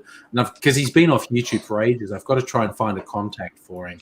But well, if that's the case, because we need ghost and demon voices. And the stranger they are, would be the better best. they are. A funny one was There was when a I. song. Sorry, go ahead, AZ. Sorry, there was a song that I got introduced to years and years and years ago called "Feed the Trees," and the chorus goes something like, "Take your hat off, boy, when you're talking to me, and be there when I feed the trees." I remember that. I remember that. So take your hat You off do, right? Okay, cool. when you're talking to Okay. me. Classic 90s. No, I remember years ago when I was playing an online game called Conquer. I don't know if anybody ever played that, but this was back in the days that like international voice chatting programs were starting to become the norm, and we all got a TeamSpeak server going, and was finally able to start talking to all of the overseas people that were playing this game with us, and a bunch of them happened to be Americans. They all heard me talk because I was the only Australian there. I had several of the members of the online game start paying me in-game premium currency to read them pornography books in private chat rooms on TeamSpeak because they wanted to hear it in the Australian accent. As you do. What a side gig. I didn't mind at Get all. me some. I did not mind at all. Grasshopper, give me some numbers, man. Get me some numbers. I am the picture of how to sell out this year. Oh. This year is the Australian Adrian year of selling. The Adrian year of selling out. Because We're I don't talking even care 15, about 16 Adrian years ago. Like, we're not talking recently. We're talking a long time ago, but it was still really Yeah, funny. but they still love it. They still love the shit out of the Australian accent. They really do. Yeah. Probably because it's not filled with hate and Christian bile. They have it's a bit of a toss-up as to whether they love the Australian accent or the English accent more. And sometimes they can't tell the two apart. No, the amount of times that I've had them either tell me that I'm either from New Zealand or England, and I'm like, no, Aussie. Same. Yep. Yeah, and they often, but more and more these days, they are associating the English accent with the villain, because in a lot of your blockbuster films, the villain is the English guy. I'm sorry, but English villains, David Tennant as Killmonger in not Killmonger. Try that again. Yes. In absolutely. Jessica Jones. I forget the name of the bad guy, but God, he was fantastic. Kilgrave. Yeah. Kilgrave. Thank you. So speaking of Star Trek, we did a thing before where we said who our favorite Doctor was, and why. And we all went around and did it. So now I want to hear who was your favorite Doctor from Doctor Who, and From why? Doctor Who, Christopher Eccleston. Yeah. Oh, yes. Yeah, go on. Okay. Christopher Eccleston was by far and away my favorite Doctor, mainly because Loved I'd seen him in a couple of other films and quite liked him, but when there was one particular episode there where he was starting to get somewhat pissed with the Daleks, and when he actually. Yeah, it's one of the things. I do enjoy Doctor Who, and I'm gonna probably piss some Doctor Who fans off here, but it's one of the things about Doctor Who that's always driven me nuts. Is the Doctor is this insanely intelligent, incredibly intimidating, very, very, very scary type of adversary to have, and yet he rarely, if ever, gets to kind of flex those muscles. There was this one episode. I think it was Matt Smith who took over after David Tennant. When he first became the Doctor, and he gets changed and whatnot, and he gets up onto the roof and he finds this alien that's, it is basically telling the alien to get out of there. Yeah, and at the end of it, he turns around and goes, so basically, he turns around and goes, I'm the Doctor. So basically, run. Right. And it's like, thank you. The Doctor is badass and needs to stretch those muscles more. Yeah. And Christopher Eccleston, for me, stretched those muscles better than all of the others. There was I a agree. Christopher Eccleston moment where he went to the Area 51 site and they had a Dalek chained up downstairs. Yes. Which was That's always the same nuts. episode. Yeah. And Rose touched it and brought it back. Mm-hmm. And the Doctor, who's been very reasonable up until this point, fucking loses his shit at this one last Dalek because he thought he got him all. And loses his fucking shit in a very unreasonable way. Yeah. And it wasn't until the Dalek says you'd make a very good Dalek that he's brought back in. Who am I? What am I doing? And what have I become? And and the whole grieving process of I've just committed genocide to my own people. Gets to him. Don't get me wrong. I am also a fan of David Tennant's Doctor, but Christopher Eccleston will always be number one for me. I love. So that motif of the Doctor being the perfect Dalek carried over. There are a few times when. Oh yeah. With that Dalek that it didn't turn good, but where the Dalek said to him, "You would make a good Dalek." Yes, they always tried to recapture that. That was a devastating line when Chris Eccleston was saying, and that was so I sacrificed everything, just fucking die. And it said, you'll be a good Dalek. They always I loved Chris Eccleston. Nice writing. And but if I may just flip the sci-fi script But very he briefly. left, Yes. and he left because there was all this bullying going on at the BBC.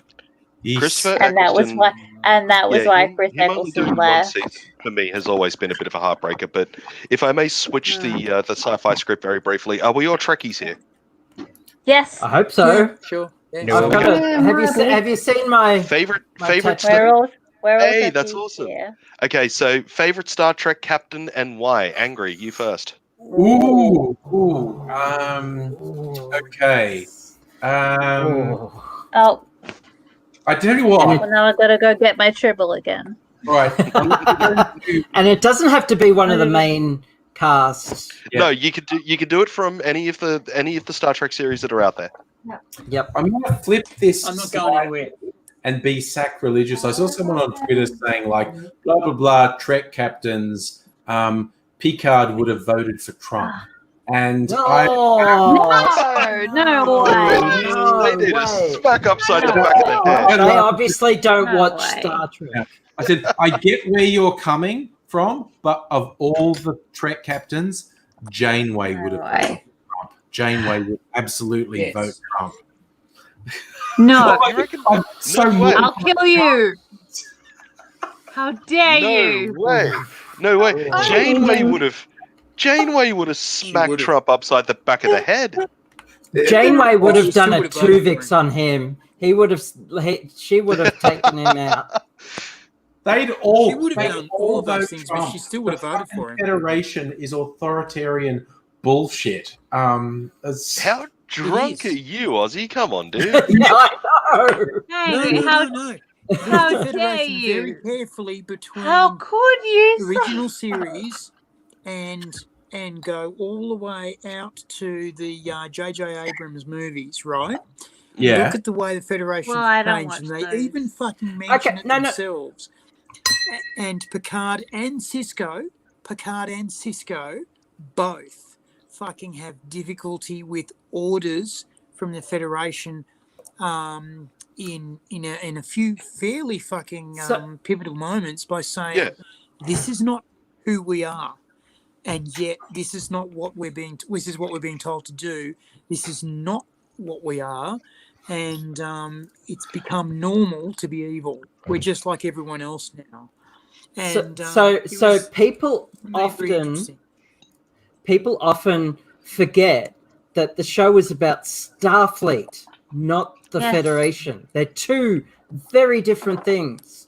Starfleet is a pseudo-military organization. The Federation is a democracy, and absolutely they're not authoritarian at all. They preserve people's rights to their own detriment. Their freedoms to their own detriment. That's the idea, but it's Starfleet that are fucking authoritarian. That's evil just admirals is a trope. Because they're a military organisation, but they are. Orders coming down from the Federation become more and more right wing as they go only forward. because of like the It is, in Dominion fact, War and war. My favorite captain throughout all of the different Star Trek series is Janeway. Me too. Okay. Hey, way to go, Charlie. Running a very close second for me has got to be Picard, but Janeway will always be number one for me, mainly because there are a few episodes there where her crew is getting fucked with, and when she comes into bat, it is absolutely breathtakingly awesome every time that she does it.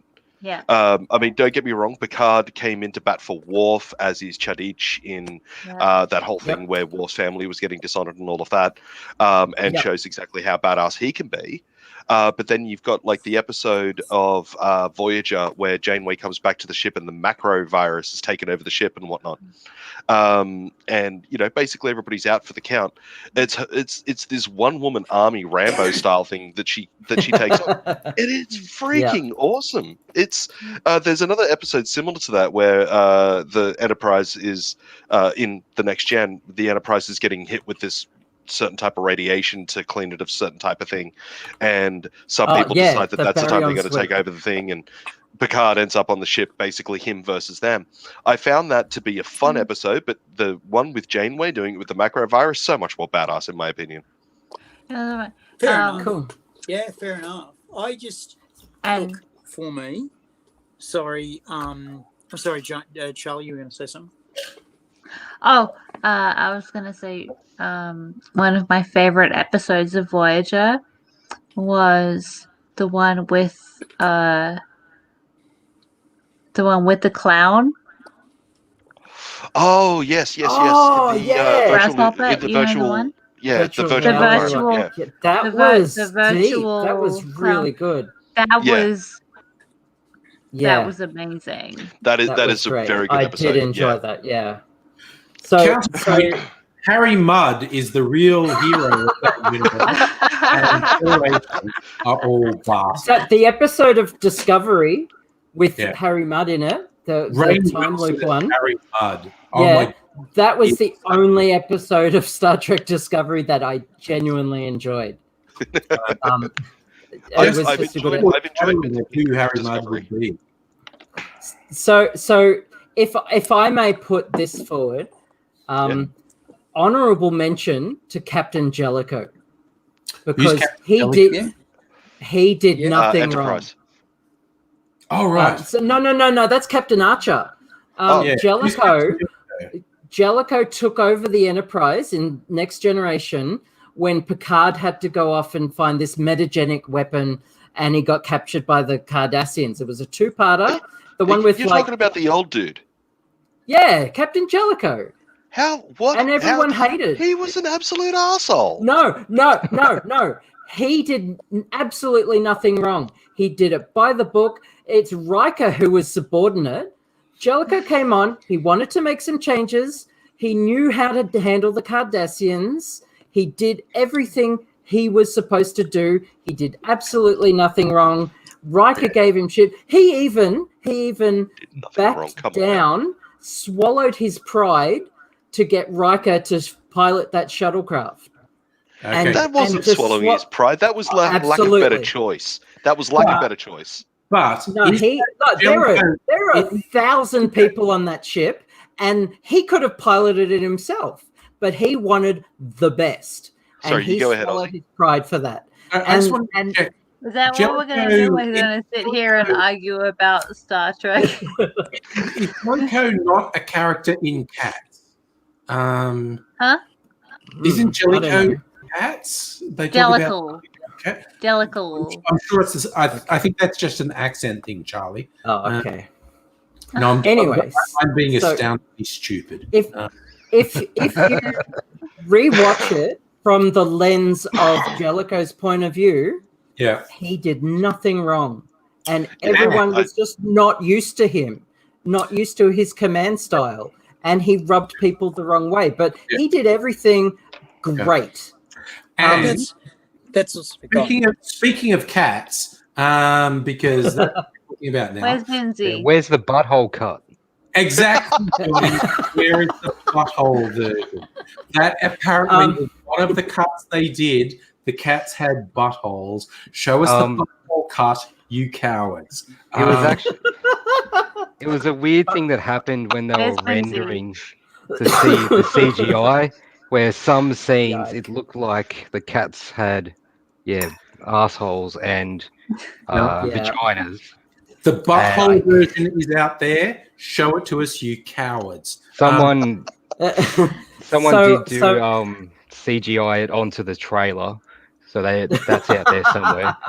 So, AD, when we're not in lockdown anymore, you've talked about doing movie watching vlogs again. I am going to sit you down, and we are going to watch Cats. And I think that will fuck you up more than those Japanese movies. I think watching fuck up the Japanese horror movies. Because I've heard a little bit about Cats. Yeah, I might fuck up Cats. Oh yeah, no. We would end up just talking about which of the cats we want to fuck the most. But so if I may, I just want to finish. I've finished talking about Jellicoe, but my favorite captain is Sisko. Yeah, he he's did cool. what he had Okay. to do. He's Well, yeah. Honorable mention to Cisco simply because he punched Q. Oh well, I mean, Come everyone on. says that, Come on. but like, why I choose Cisco as my favorite captain. It's a war story. He's the poster child for an African American dad that people like overlook, and he's just a great role model as a parent for anyone. He makes hard choices because he knows what he has to do, and if things get dark, and he bends the whole Starfleet. Like, he is Starfleet. Yeah. In that authoritarian, Starfleet out I there. got to do what I got to do, but Yeah. he only when he absolutely has to, and he punched Q. Yeah. Literally, And the only so, thing yeah. I don't like about DS9 is their final resolution. They went for a literal Deus Ex Machina, and that I thought that was such a fucking cop out. The whole I love the Dominion as an enemy, and I love the Founders and whatnot. And Cisco just throws himself into the thing where he's certain to die. So those God characters say, no, he can't die. And they say, I'm going like, get fucked. That is such a fucking cop out. I saw it coming. Yeah, I saw it coming. It was in the part of it that broke my heart was the ending for Odo. Yeah. I'm sorry. I guess Odo going back into the pool, basically. Into the collective, yeah. To help The Great Link. Yeah, the Great Link, that's the one. Basically he just goes in there and poor old Kira's just basically left alone. That just broke my heart. Odo quickly when the show first starts, I didn't like Odo and I didn't like Julian. But then towards the end of it, I loved Odo and I was all right with Julian. Yeah. He really hated it when they introduced that he was genetically enhanced. But I really liked that. I thought it just brought so much more to his character, but he didn't like it at all. Am I misremembering? Didn't Waxana Troy have a thing with Odo? Yes. Very briefly. Odo for a couple of episodes, yeah. That's the only time that you actually kind of get to the point that you actually respect Luoxana as opposed to just enjoying her presence. And she was like, I can swim. That in the episode, she the did a episode very on kind TNG. thing for someone who is in a lot of trouble, and she didn't have to, and she could have been icky, and she could have been horrid. The thing where she takes off a wig and all of that sort of stuff. It's absolutely beautiful. And she was going, look, it's going to be cool, man. You do what you got to do. I will look after you. It's going to be fine. Because he's like, he's starting to melt, and he's going, I only need 20 minutes, and she's going, make it happen. Yeah. You know, and you see the years of experience in her life and the wisdom in her life, which she hides when she's social. But in the tough moments, you can see that she's Deanna's mother. My favorite captain. Have people watched Picard, the Amazon series Picard? I haven't seen it. Yeah. No. Oh, Charlie, do yourself a favor. Watch it. Yeah, it's okay. Hey, guess what, motherfuckers? It's 1 fucking a.m. Oh shit! Check me out. So okay, I'm my favorite captain.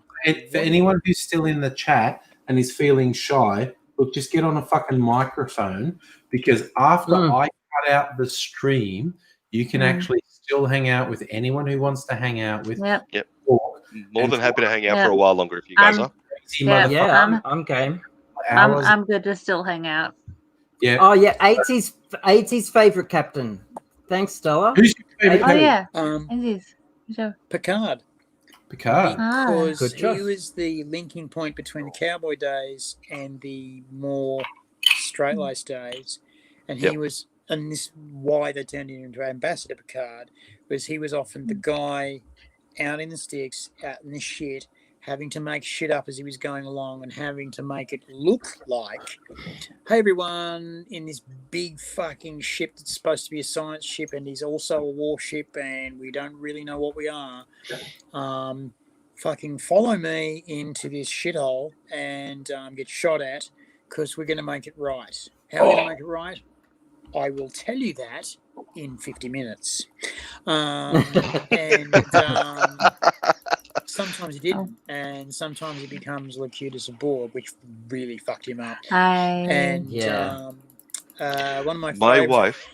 Sorry, my wife has never watched Star Trek before, and her and I are going through Next Gen for the first time for her. We just watched the episode last night. We just watched the episodes of Locutus and him coming back and getting to back into Jean-Luc. Best of both worlds. You know, they hadn't written the second part at the end of the first part. I did not know that. No, I knew that. Yeah. I knew that. I knew that because they wanted to see which way it was going to go.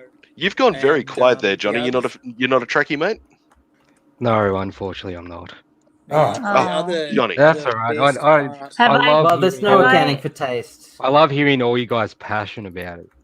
That's all right. We're all just going to sit here. I want to hear. It's fine. I want to hear Charlie's favorite. Yeah, you go ahead, Charlie. Oh God, it's a toss up between. It's a toss up between.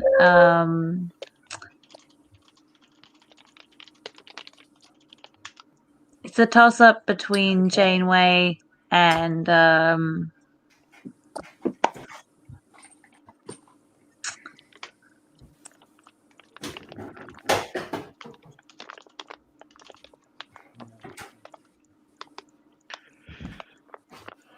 You're making us wait. I'm a little.